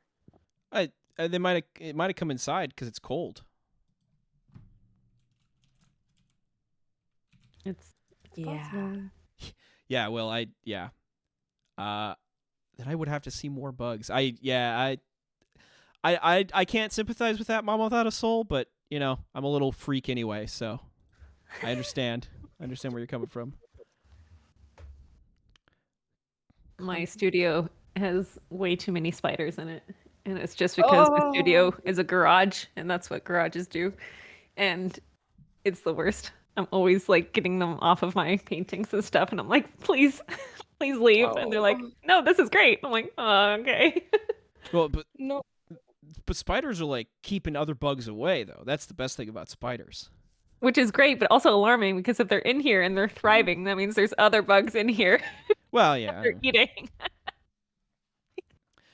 I don't like on the West Coast here, we have like these big freaking like house spiders that get like they get like about the size of like half your hand. Yeah. And it's just like, wow, that, and they're not harmful, right? They're not poisonous or anything, but it's like that is too big for a spider. I hate that. I hate it. I hate it. Do you have arachnophobia? A little. It's gotten better with all this exposure therapy. Yeah, totally. Yeah, that'll do it. Yeah. I got therapy for my arachnophobia, so if you need to talk to anyone, I'm available. Oh, wow. Amazing. Oh, you actually did? Now. Oh, sweet. All right. Yes.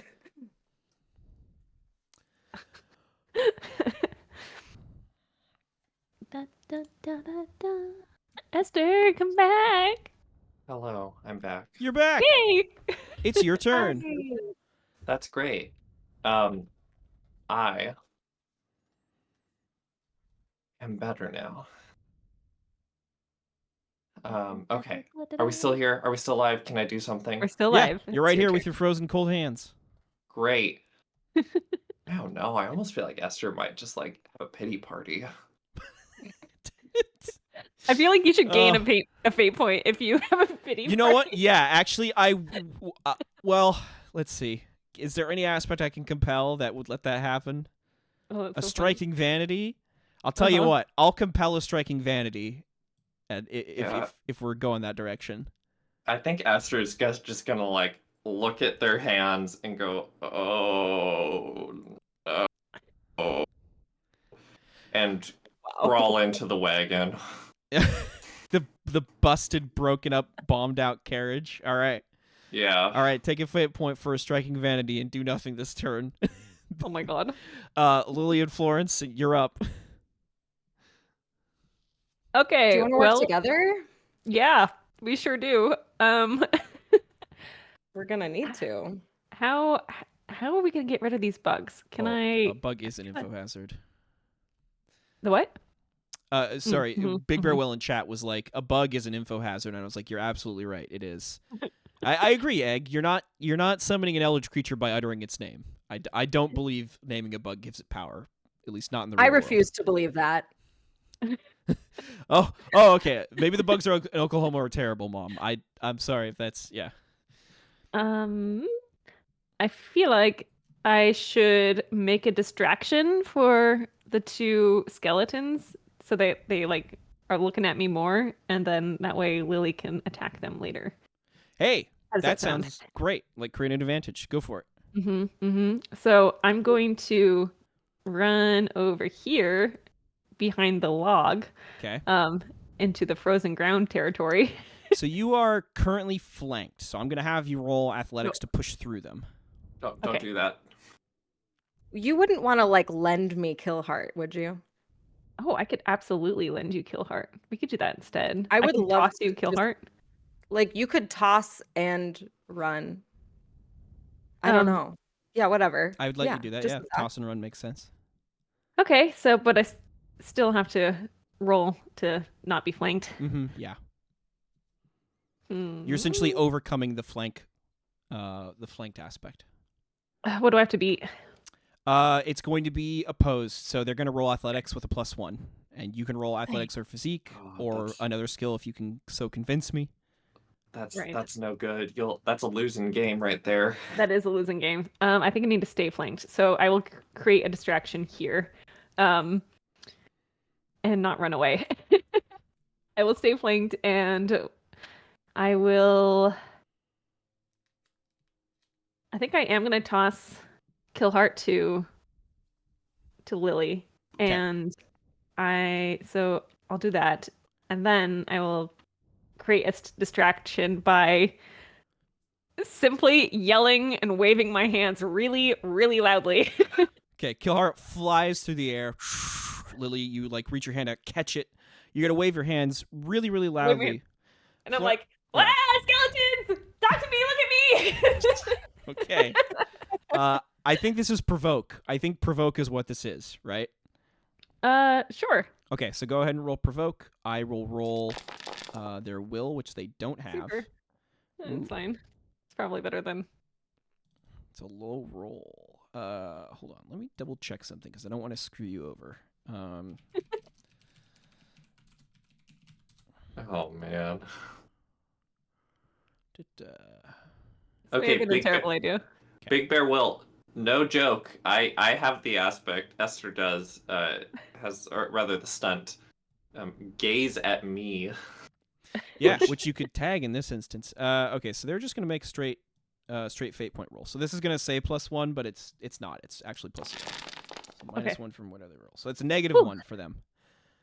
So they're still you're still losing here unless you want to use fate points. You're losing by 1. I gotta use my last fate point. You can't invoke the dead tree. No, never mind. No.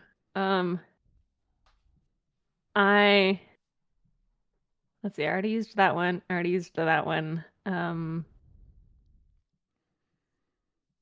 Can I use with great power comes great torment because I'm about to get super tormented? I don't know if that works. I don't think it works. You know what you can use is flanked. I can use flanked? Yeah, it's an aspect just like anything else. It applies to you, and you being flanked by the skeletons allows you to create a better distraction, right? Because they're focused on you. Great, let's do that. That was so nice of you for telling me that. No, I mean, you can do stuff like that all the time. Okay, so that will kick it up to a 0 for you. Perfect. So that's going to give you a advantage here. I'm just gonna give you yelling and screaming. Okay. There we go. All right. So that's 1 free invoke for anybody who wants to use Florence's distraction. Okay. You created an advantage. Lily, it's your move. You have Kill Heart in your hand, your crossbow in your left hand. I have no weapons. What have I done? I put my crossbow back on my back after using it. Uh-huh. So I kind of see it as a two-hand catch of the sword and like a long swoop. I'm aiming to take both of them down in one spell swoop. So that's cool. Attack actions, unless you have a stunt, you can only attack one, or it like makes sense fictionally, like it's a bomb or something. You can only attack one enemy per attack action. So you can swing at both of them, but you can only damage one. Okay. It's a big and passionate swing. Gotcha. Okay. So however that results. Okay. So I'll roll athletics. You roll fight. Go from there.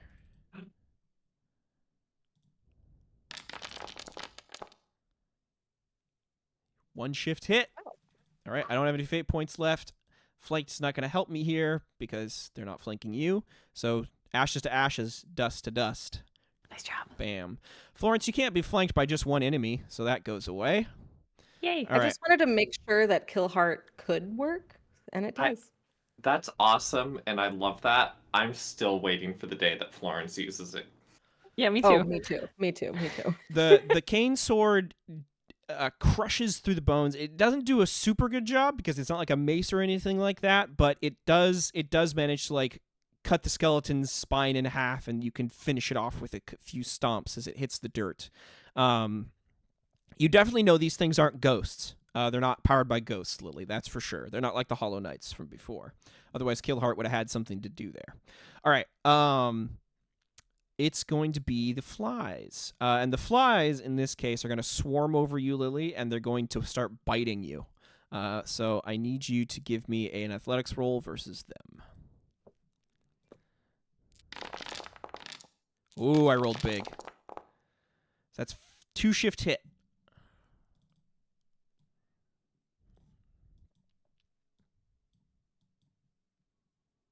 Yeah, I feel like, I've been fighting for a while, and I've been fighting a lot. I think I'm gonna take it, if that's okay. Yeah, that makes sense. Mark off that physical stress. So you have the 2 shift hit box. You can click that. You'll be good to go. So they buzz around you. They start biting you. You feel them like landing on your cheeks. You're like swatting at them. You hear these odd, unintelligible whispers coming from somewhere within the buzzing. It's definitely not a normal swarm of flies, obviously. This last soldier, Florence, is going to take a swing against you. So roll athletics for me. She's not here at the moment. Ah! All right. In that case, it's going after Lily. Whoa, wait. Okay, Lily, roll athletics.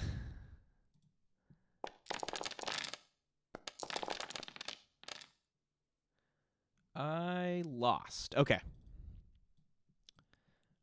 Woofda. Did I succeed with style against you? I didn't. Okay. All right. So you're like have all these flies like biting and stinging in you. This guy runs over and like takes a swing at you. You barely parry it out of the way with Killheart. And we'll go back up to the top. Anna's gonna aim and fire at this last skeleton guard, hoping to finally take out all these undead. Click, click, bang. Still can't manage to roll positive. Wild. Incredibly wild. But I doubt this thing's going to beat that. Yep. Dust. I'm excited for her to shoot the flies. Yeah. That might not work out so well. Okay. Esther, you're up. You're sulking in the carriage.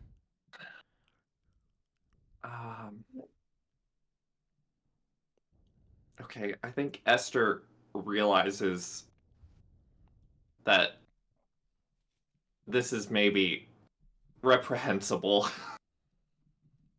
And so they're gonna, I think, sort of like, in a frustrated manner, speed walk over to the flies and just start mashing them in my cold fists. So you're gonna walk over, like straight across, and just like start like grabbing them and swatting at them. I think so, but you said earlier that they were like speaking horrible things that they were like going to do to Florence. Yeah, so like in these like buzzing whispers, you can hear like unintelligible stuff, and yeah, and then they start to say like terrible things they're going to do. Yeah. Can I mutter terrible things that I'm going to do to them? You could try to make a mental attack here, right? But they're not. You don't think it's gonna affect them. They're a swarm of a bunch of different like flies, and like it's not. They don't really have a psyche or an id to like go after an attack, right? But what if what I said was so gut-wrenchingly ice cold horrible that even flies would pause? I think you're gonna have to tell me what you're gonna say to try to convince me that it's worth it. And if it's good enough, then I'll be like, all right, roll for it.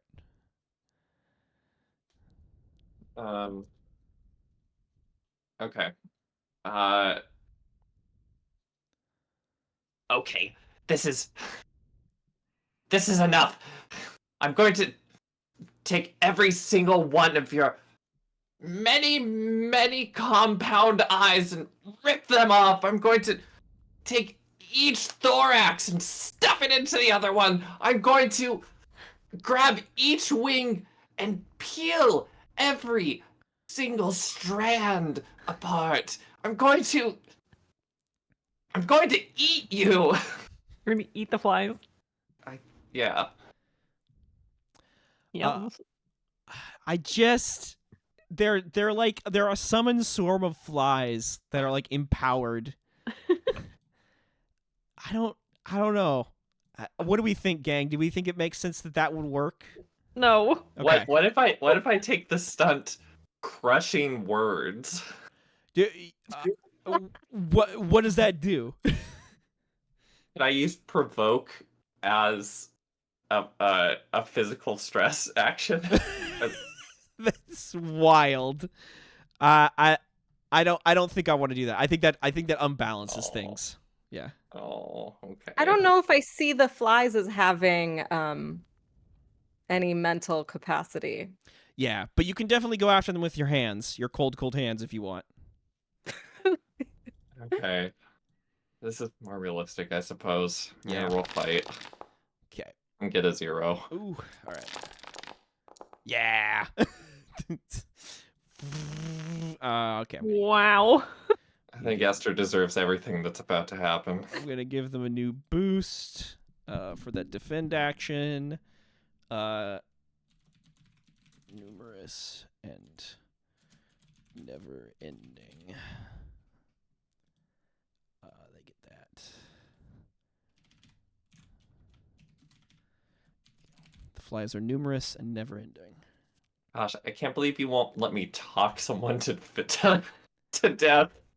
You know, so like in another, if it was like a human enemy, I would actually let you demoralize them. Like that's a thing in the system, but it doesn't make sense with the flies. Okay. So Esther, you walk over there, you start grabbing at these flies, and there's too many. There's too many of them. All right. Lily or Florence, you're up. It's just the swarm left. Uh-huh. I'd like to go over to Zone 3 and pick up a flaming branch. Ah, yes.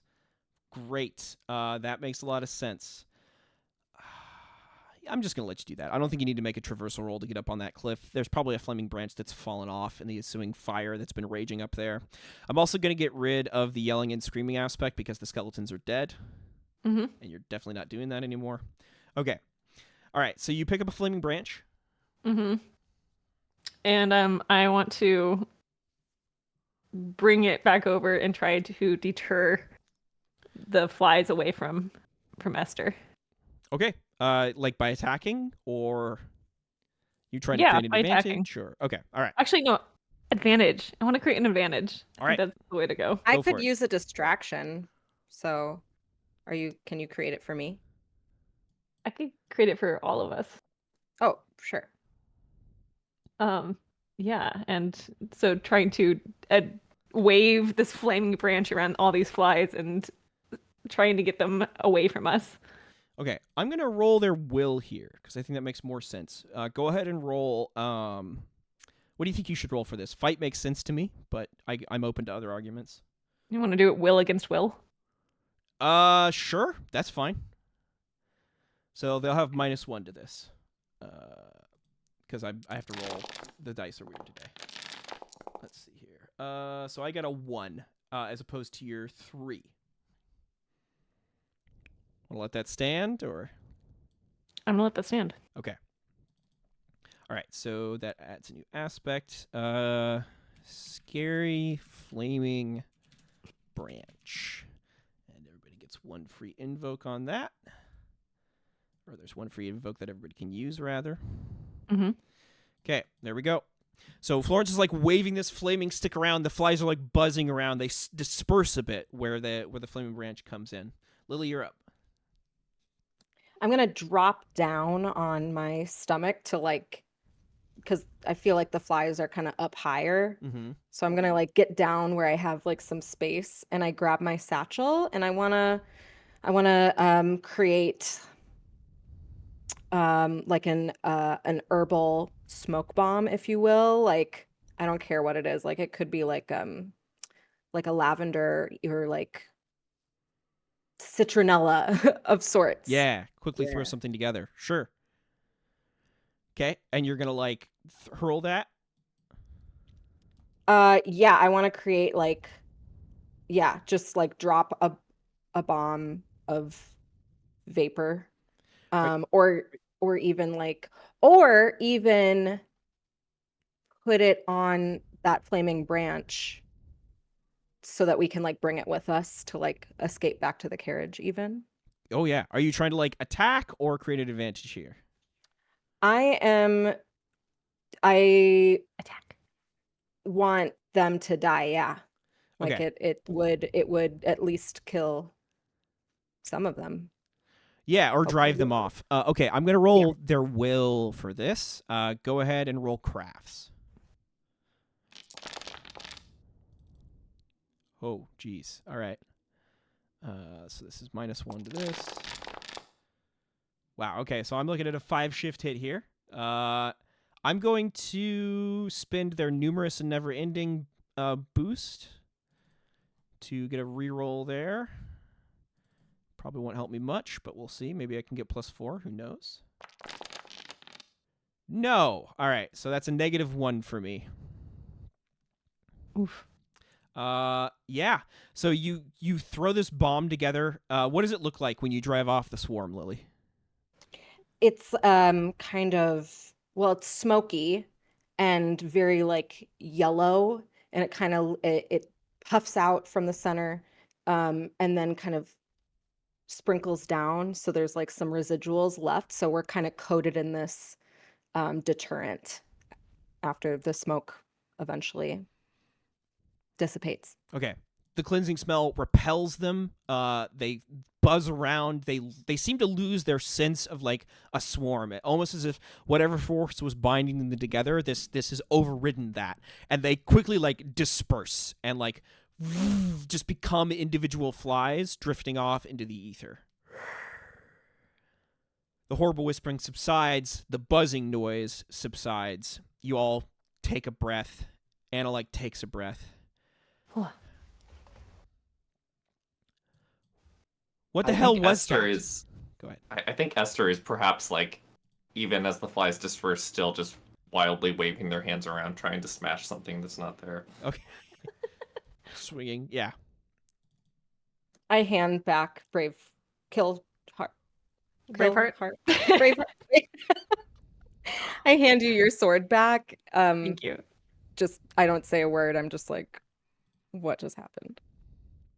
There's like a fire ringing this ridge here that like lights, smoke and crackling embers come up, like setting a backdrop to this as the high sun's out. Anna's like looking at the carriage. She's like looking at the horse who's like struggling against its reins. She turns back to look at the three of you. She seems to be at a loss. She like, this is not, Florence, you know something about skeletons. This is not a common occurrence. Like, undead don't just rise up and attack, right? She seems confused.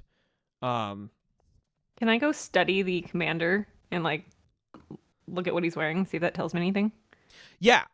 You know immediately by looking at the commander that he's wearing the livery of the old Chandelan army corps.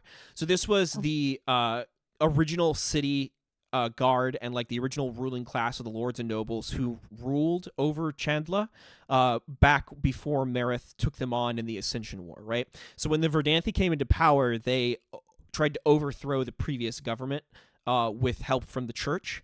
And so this would be a commander in one of those nobles' armies who was fighting against Mareth's forces. Gotcha. He's fallen here. Him and his men probably died on this battlefield. You can see claw and bite marks in the armor for where he was probably attacked by animals in Mareth's employ. Mm-hmm.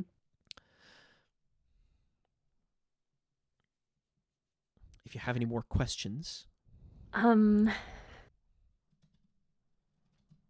Is there anything special about the bugs? Yeah, so you're kind of putting two and two together. Actually, you can look down at the skeleton. What traces would there? I don't know if there would be any. But you're kind of putting two and two together. Like a swarm of flies does not just congregate and attack like that, right? There was some force, especially with the whispers. There was some force driving them. And you think back to the time you and your group were attacked in Esther's workshop by those same corpses. Mm-hmm. You're pretty sure these all come from the same source. Yeah, this was definitely a Verdanthi attack. Or at the very least, yeah. Either that or it's Lacuna, right? Right. Or the Verdanthi through Lacuna or whatever. It's all very unclear. It's all very unclear. This isn't the first time we've been attacked, but I feel like Anna probably knows about the time in the studio. And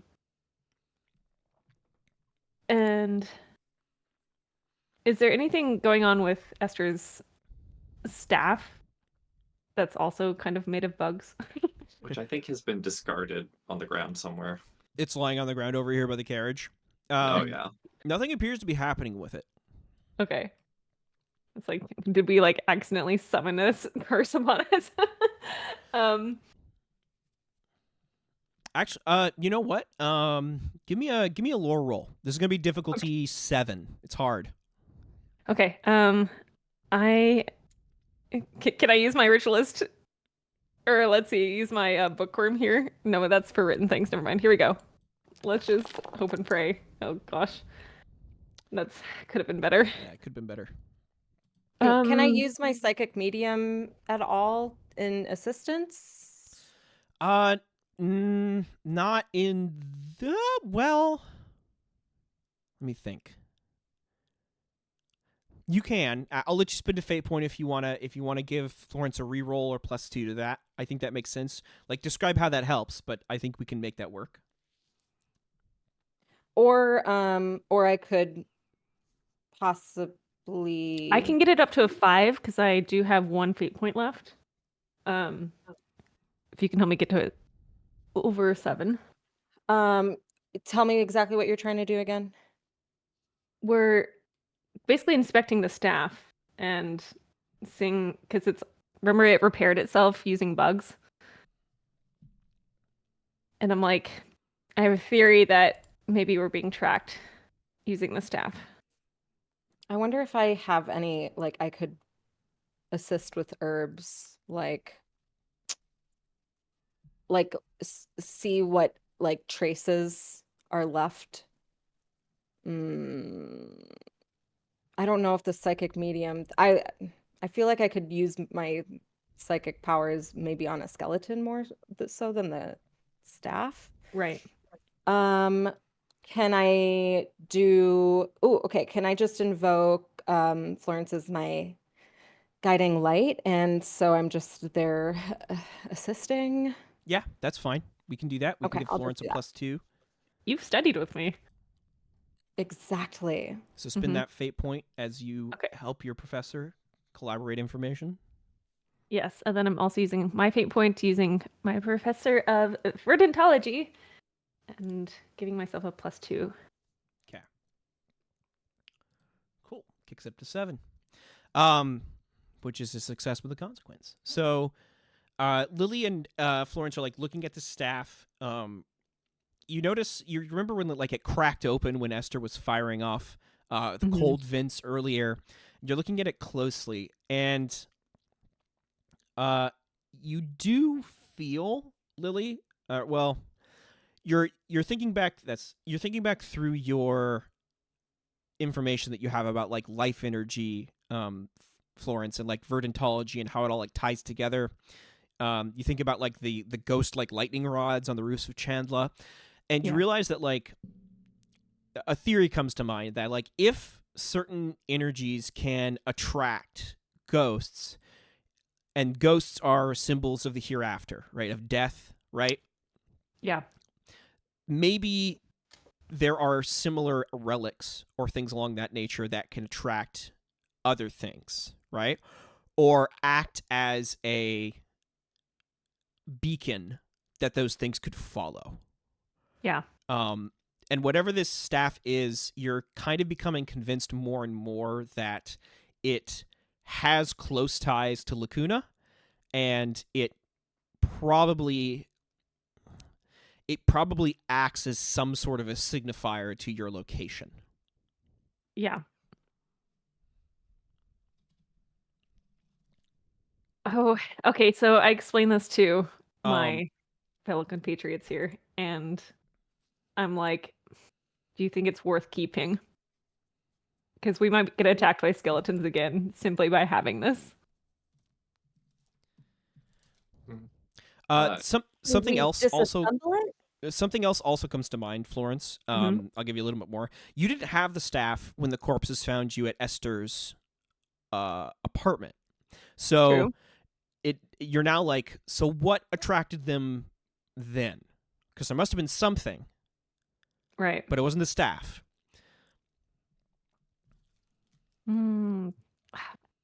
It wasn't the staff, but this also did happen basically immediately after Esther was very loudly using the staff.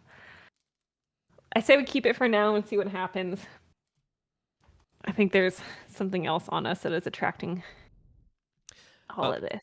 Lily was asking if you think you can take it apart. You're not sure if you could take it apart, but if Florence and Esther work together, they might be able to remove... You're wondering if you could maybe strip away the energy that attracts these sorts of things. Mm-hmm. It might be possible. It would be hard, and it would take some research and study. It would take some time. Right. Books. Maybe in Chandler we can inspect this. Mm-hmm. Anna like looks at the carriage and like the bomb that like blew up the axle, busted it, and she says, "Well," she like glances over. You were close to the city at that point. You were probably like maybe a quarter of a day's walk away. So with riding, you get there even quicker. And Anna says, "What should we do? Should we just press on without the carriage, or we can't just leave it out here?" We could burn the carriage. You could take the horse back to Shanla, and we can meet you there. She nods, and she says, "It's a shame to burn such a carriage, though we could repair the thing." She like glances down at the busted axle. We can try to repair it. Yeah. We can try. Come on, Esther. You're handy. And then it's not nice. And then take each of your legs and rip them apart. And then, are you okay? They're no, I'm not okay. My hands. They're my hands. Damn it. They'll recover. They'll recover. They're starting to warm up already. I blow on your hands with my hot. Oh, get off me, you disgusting wretch. Ugh. And I don't know. I think Esther's just like kind of being absent. Great. I'll try and fix it. Okay. I'll help. Great. Cool. All right. So one of you, whoever wants to, can make a crafts roll and then add +1 for the help. Fixing this thing, you can use some of the nearby wood from the dead logs to fix it. It's going to be difficulty 2 to get a patch job that'll get you back to town. Makes sense for me to roll, right? Yes. All right.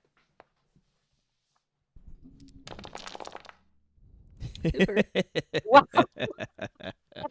But we got a 2. Yes, you did. Yes, because you get the +1. Yeah. All right.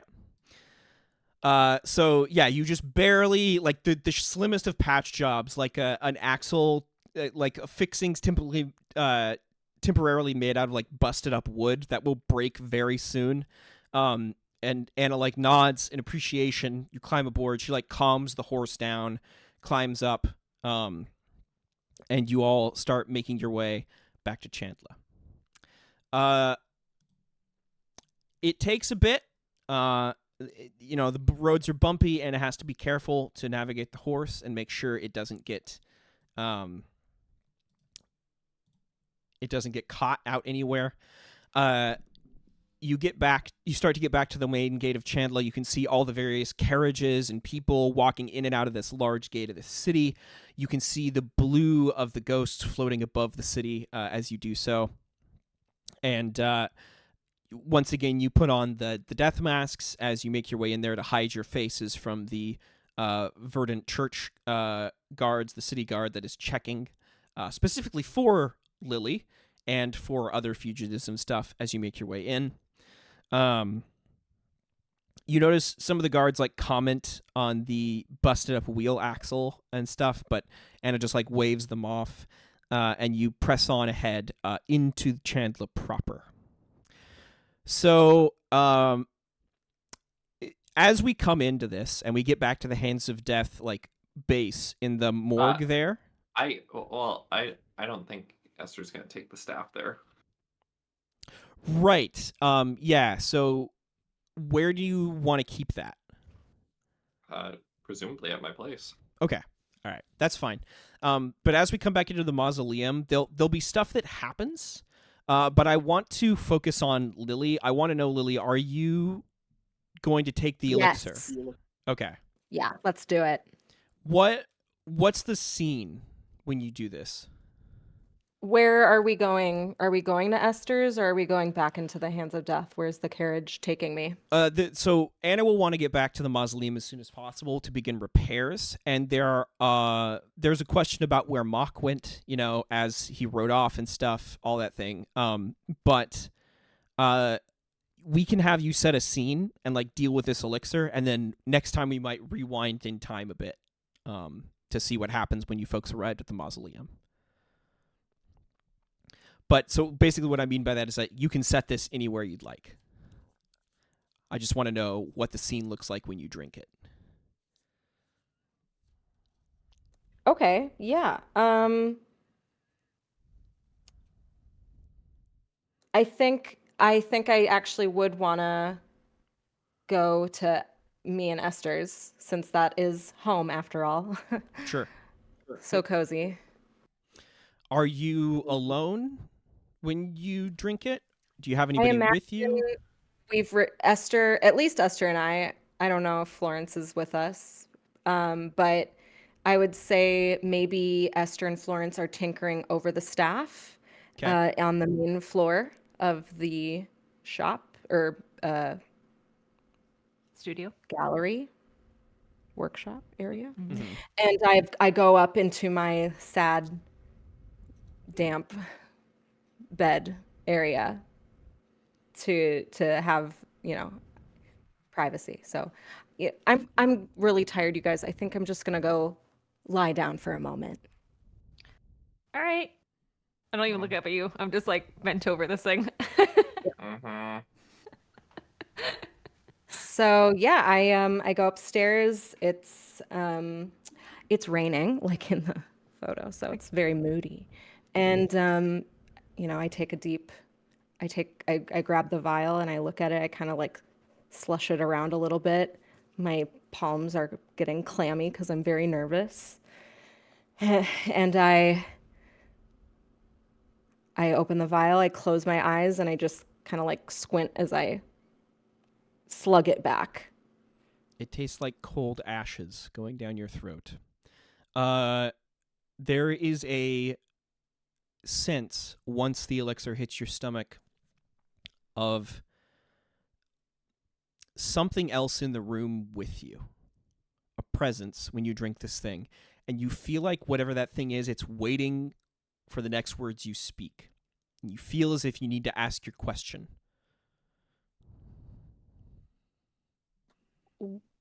What?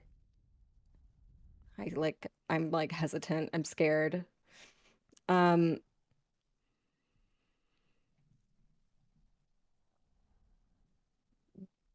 why don't I remember what happened to me? And who am I? Where am I from? Please, all I want are my memories back. And we'll find out what those are right after this short break. Yeah. I'll be right back. Okay.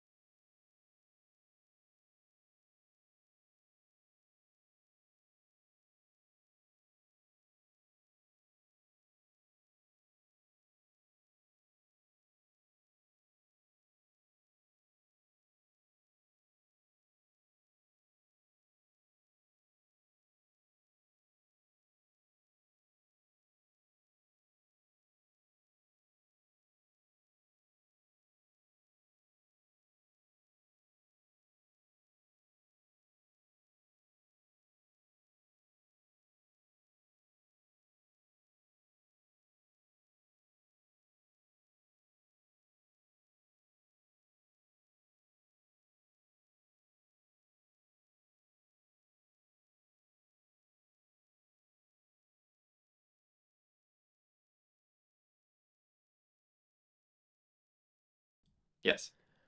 Hey, everybody. We're back. All right, Lily. You put the elixir to your lips. You drink it. You ask your question. Why can't I remember anything?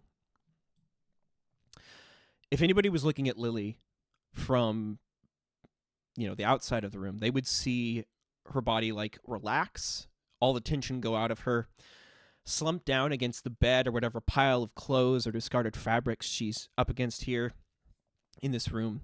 Her head rolls back. A white clouded smoke covers her eyelids, and her mouth hangs open slightly as her question is answered. Lily, it comes in flashes in first. You think you see this like dark swirling smoke in your vision. There's like faint white flashes of light that transpire. through that smoke, and then vaguely blinking your eyes a few times, the smoke clears. And the rain outside that you hear pattering against Esther's window suddenly becomes louder, and the volume increases as you realize you're standing outside on a cobblestone street of Chandler itself. It's late at night. You're in the back part of an alley. You can see a street lamp glowing faintly at the end of the alley. And you feel that you're yourself. You're in your body, but you're older. You feel older. In fact, you know here in this moment you're probably about 33. You take a couple of breaths as you kind of get your bearings, and you feel somebody tightly gripping onto your hand.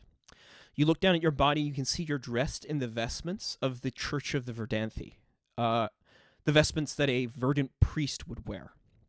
One who offers services about the joy and power of life, rejoicing and enjoying that, does ceremonies like christenings when babies are born, marriages to honor those markings, doesn't do funerals. That was more of a thanatology thing before death actually was killed. There's a flash of lightning that goes across the sky above you, and holding onto your hand, you turn your view to the left, and you see the face of Ophelia.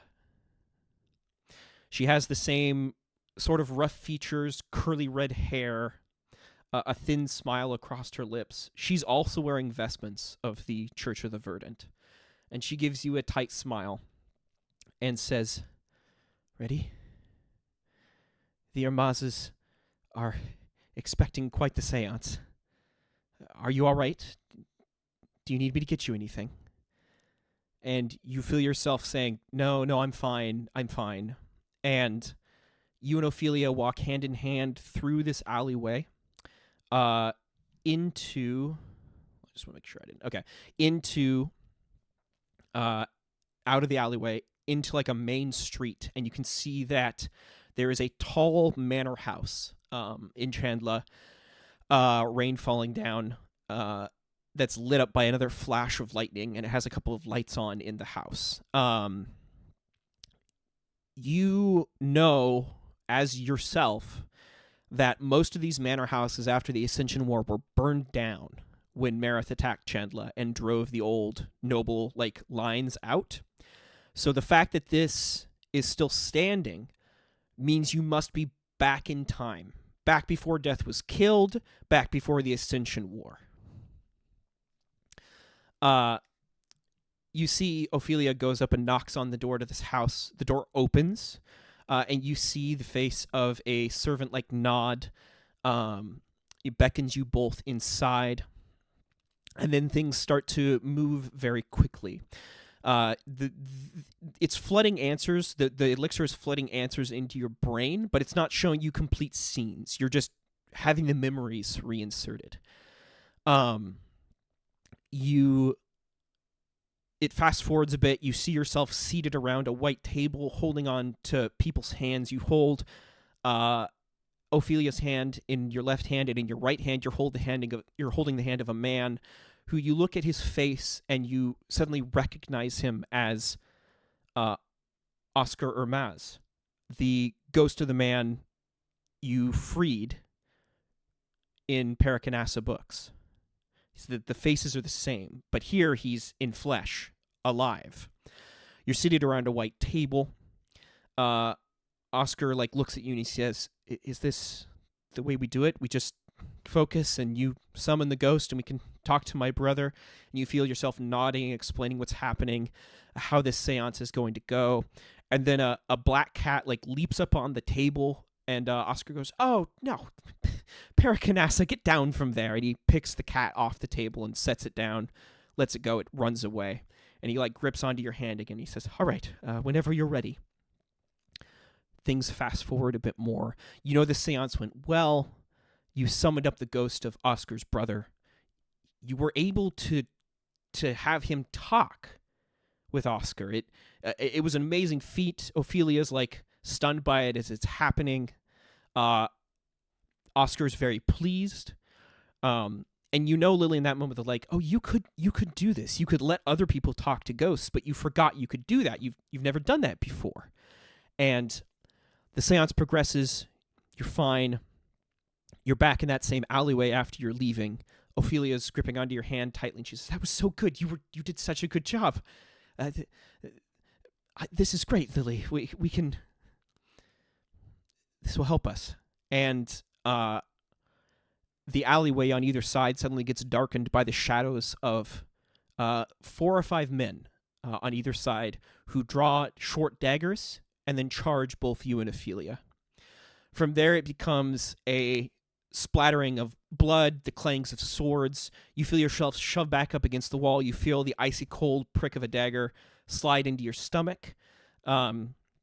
You hear Ophelia cry out. You see one of the men like stumble backward, grabbing at his face as you get the briefest glimpse of like the flesh melting off his face as he turns to the side, yelling as Ophelia returns fire against your assaulters. And then it all just kind of gets hazy and woozy, and you know that you died in that alleyway.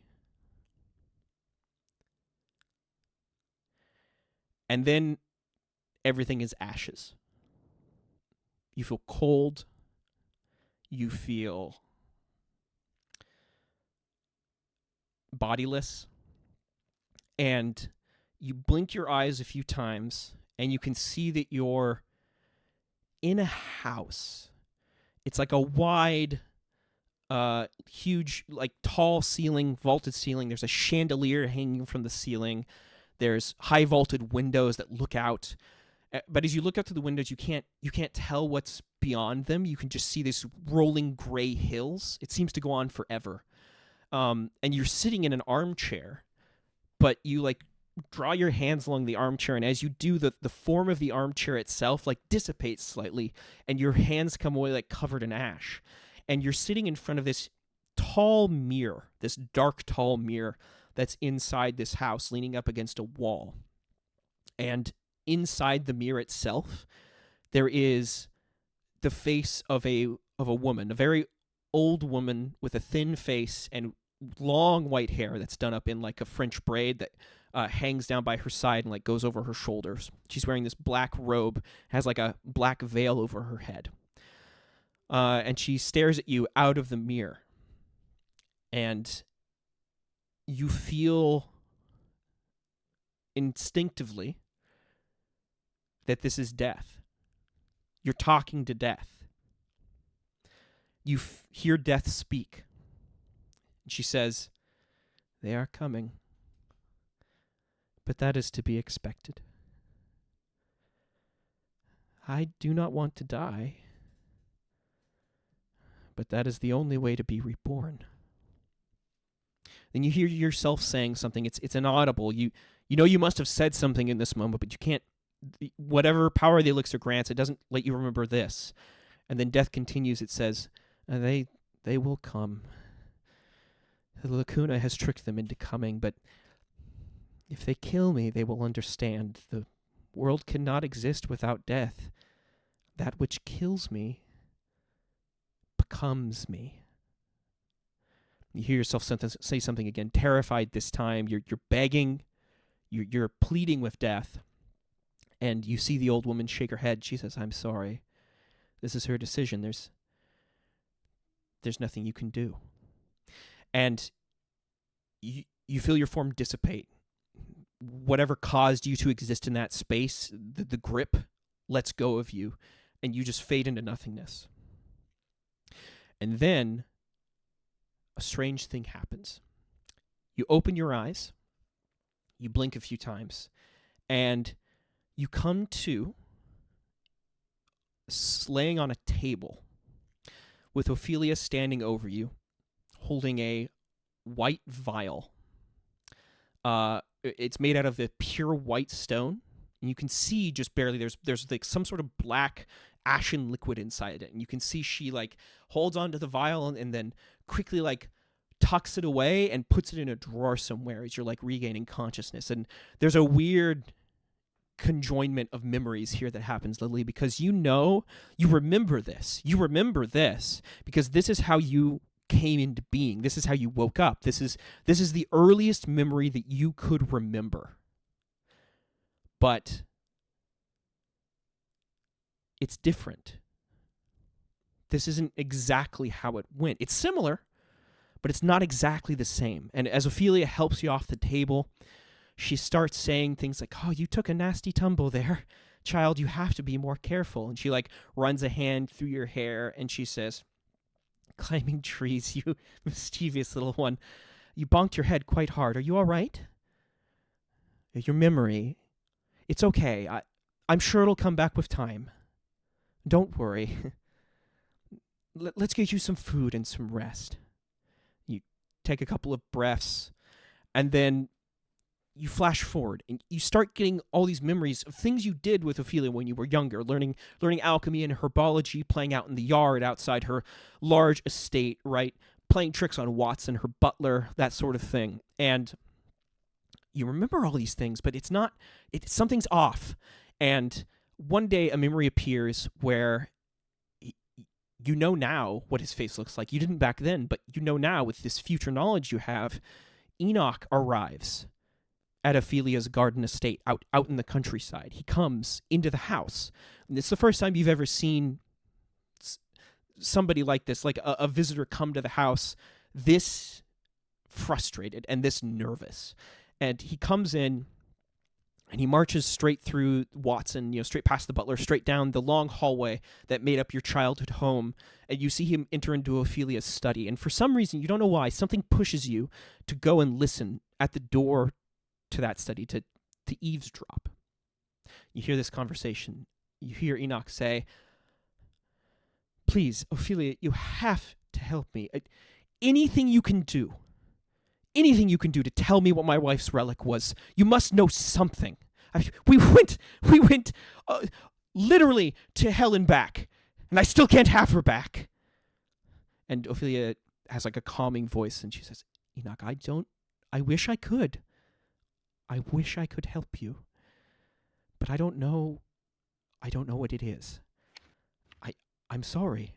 And Enoch says, "There must be something." And Ophelia says, "Well, there is one thing, but it'll be difficult to obtain, but it's something that the hands used to speak of.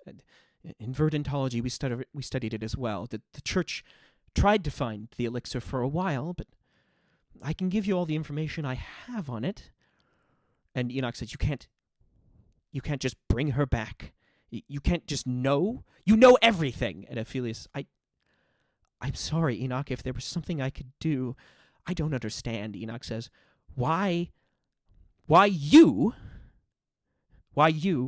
got to have your lover back, but I'm left without mine.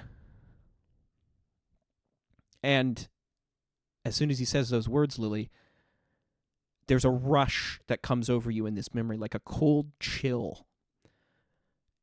And you remember in the course of your remembrance, your amnesia in this memory is wiped away, and the vision of you being in the alleyway near Oscar Ramaz's noble estate and all of that, it comes to you in this moment, in this memory.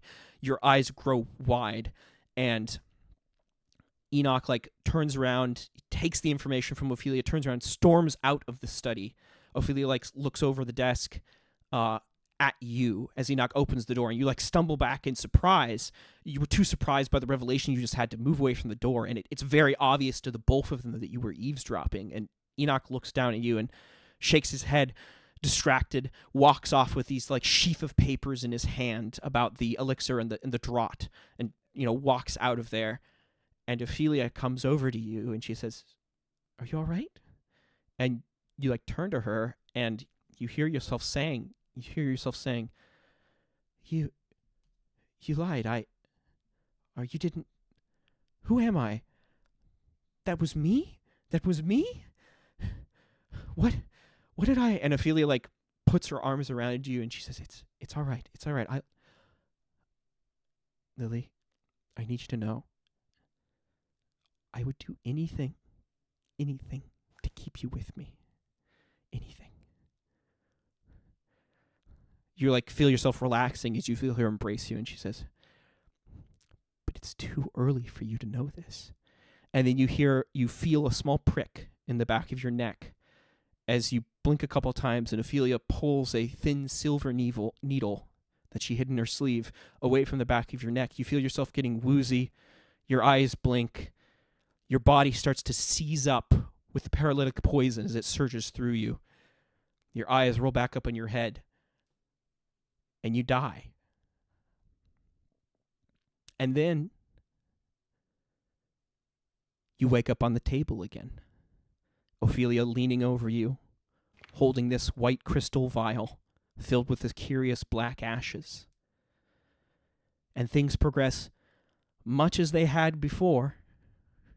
Same memories, slightly different. Until you find out the secret. In a different way. Maybe one time you overhear Ophelia mentioning it to Watson. Maybe another time you catch one of her letters and see her writing it down, or you find her journal that she kept from her journey to the realm of death and palm through it after picking one of the locked doors on her safe one night. Something along those lines. The cycle repeats 2 more times, both with you waking up on the table and remembering these memories of your childhood, until you finally get to the cycle that you remember as your childhood. You remember living your life as Lily. The route where you woke up on the table. You heard from the ghost that you could talk to on Ophelia's estate. One of the men she killed in the pursuit of her aims to get to Death's Realm. You hear him explain how terrible of a person she is. You don't learn the full truth this time. You don't learn your past, but you do learn the truth about Ophelia, and it makes you flee far away, running for the city of Chandla, and right into Esther's arms. Your memories of the past, what you remembered and what you forgot, catch up with each other, cascade on each other as the elixir answers your question. You blink your eyes, and you come starkingly, coldly out of the vision, back in Esther's workshop.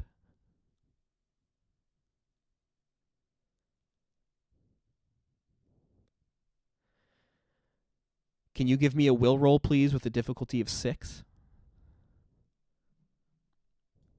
This is wild. I'm weak.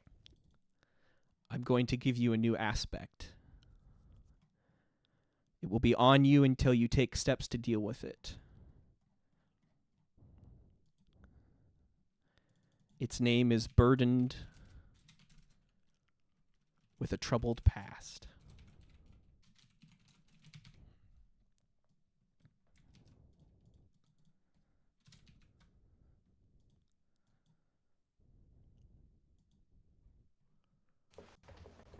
Dang.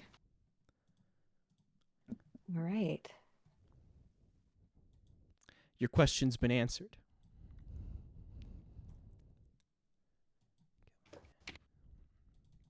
So what happens, Lily, after you learn this? What happens?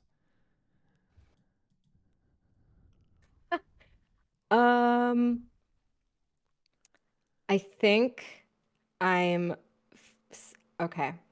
I'm overwhelmed in anxiety. I look around to like my familiar walls and my damp mattress on the floor, and I'm just completely claustrophobic. I need like a breath of fresh air, even though I know Chandla's air is probably not that fresh, but I am gonna run down the stairs. I just go right past Esther and Florence, out the back door, past my little herb garden.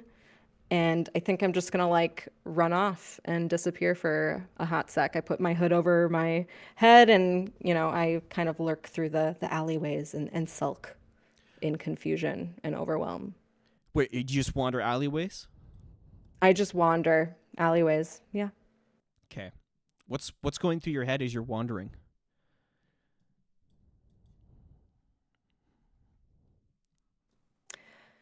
I think it's like total shock, a lot of like just overstimulation. Sulken confusion, yes.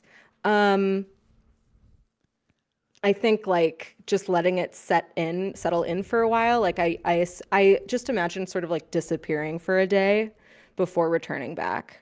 Okay. I think the emotional arc for me is like shock. And then eventually I kind of crave the like family that I have now. And, eventually I come around to like, Florence will know how I can handle this. Like, I don't know how to handle this, but Florence can. Florence is my guiding light, right? Okay, sure. You start stumbling back after your day of wandering. The rain, always raining here. The suffocating humidity of Chandla filling your lungs. You put your hand up against a nearby building wall as you're just right around the corner from Esther's workshop. And you turn your face to look at a window just momentarily as you're passing by. And suddenly in your reflection, you don't see yourself. You see the face of death. The same one you saw in the mirror. And I'm going to compel your hard enough being a teenager here to shatter the window. Just to break it.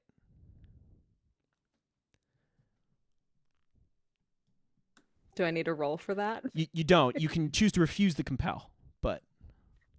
I allow it. Okay. I will break the window. I am feeling all sorts of kind of ways. You just bring your dagger up, just smash the window. But in that moment, you feel as if you are not entirely yourself. You feel like maybe you're somebody else at the same time. And you wonder if there's a reason why nobody else became death after death was killed.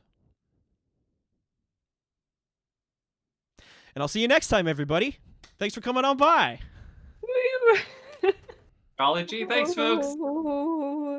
That was a great epilogue. See you next time. Good games, everybody. Yeah, so we'll be playing again on the 27th. Do I have that right, crew? Or I think so. Yeah, I think we're 3 weeks in a row. We're the 27th, and then we're the 3rd of February. Okay. Mm-hmm. All right. Thank God with that cliffhanger. My goodness. Yeah, there's definitely. It's going to be interesting. You could talk to Florence. We can work this out. I think it would be cool. All right. Let me find somebody to raid here. Who else is online right now? That's always the question. Yeah. Not a Russian Call of Cthulhu stream. Are we are for sure meeting on the 27th? I didn't have that in my calendar. Oh, we can or we can not. I'm down. I'm available. Okay. I'm also available. Are you, Wendy? I think so. I'll double check and yeah. Okay. Owlbear Inn. The Owlbear Inn is also playing Fate. Let's do that. Nice. Raid.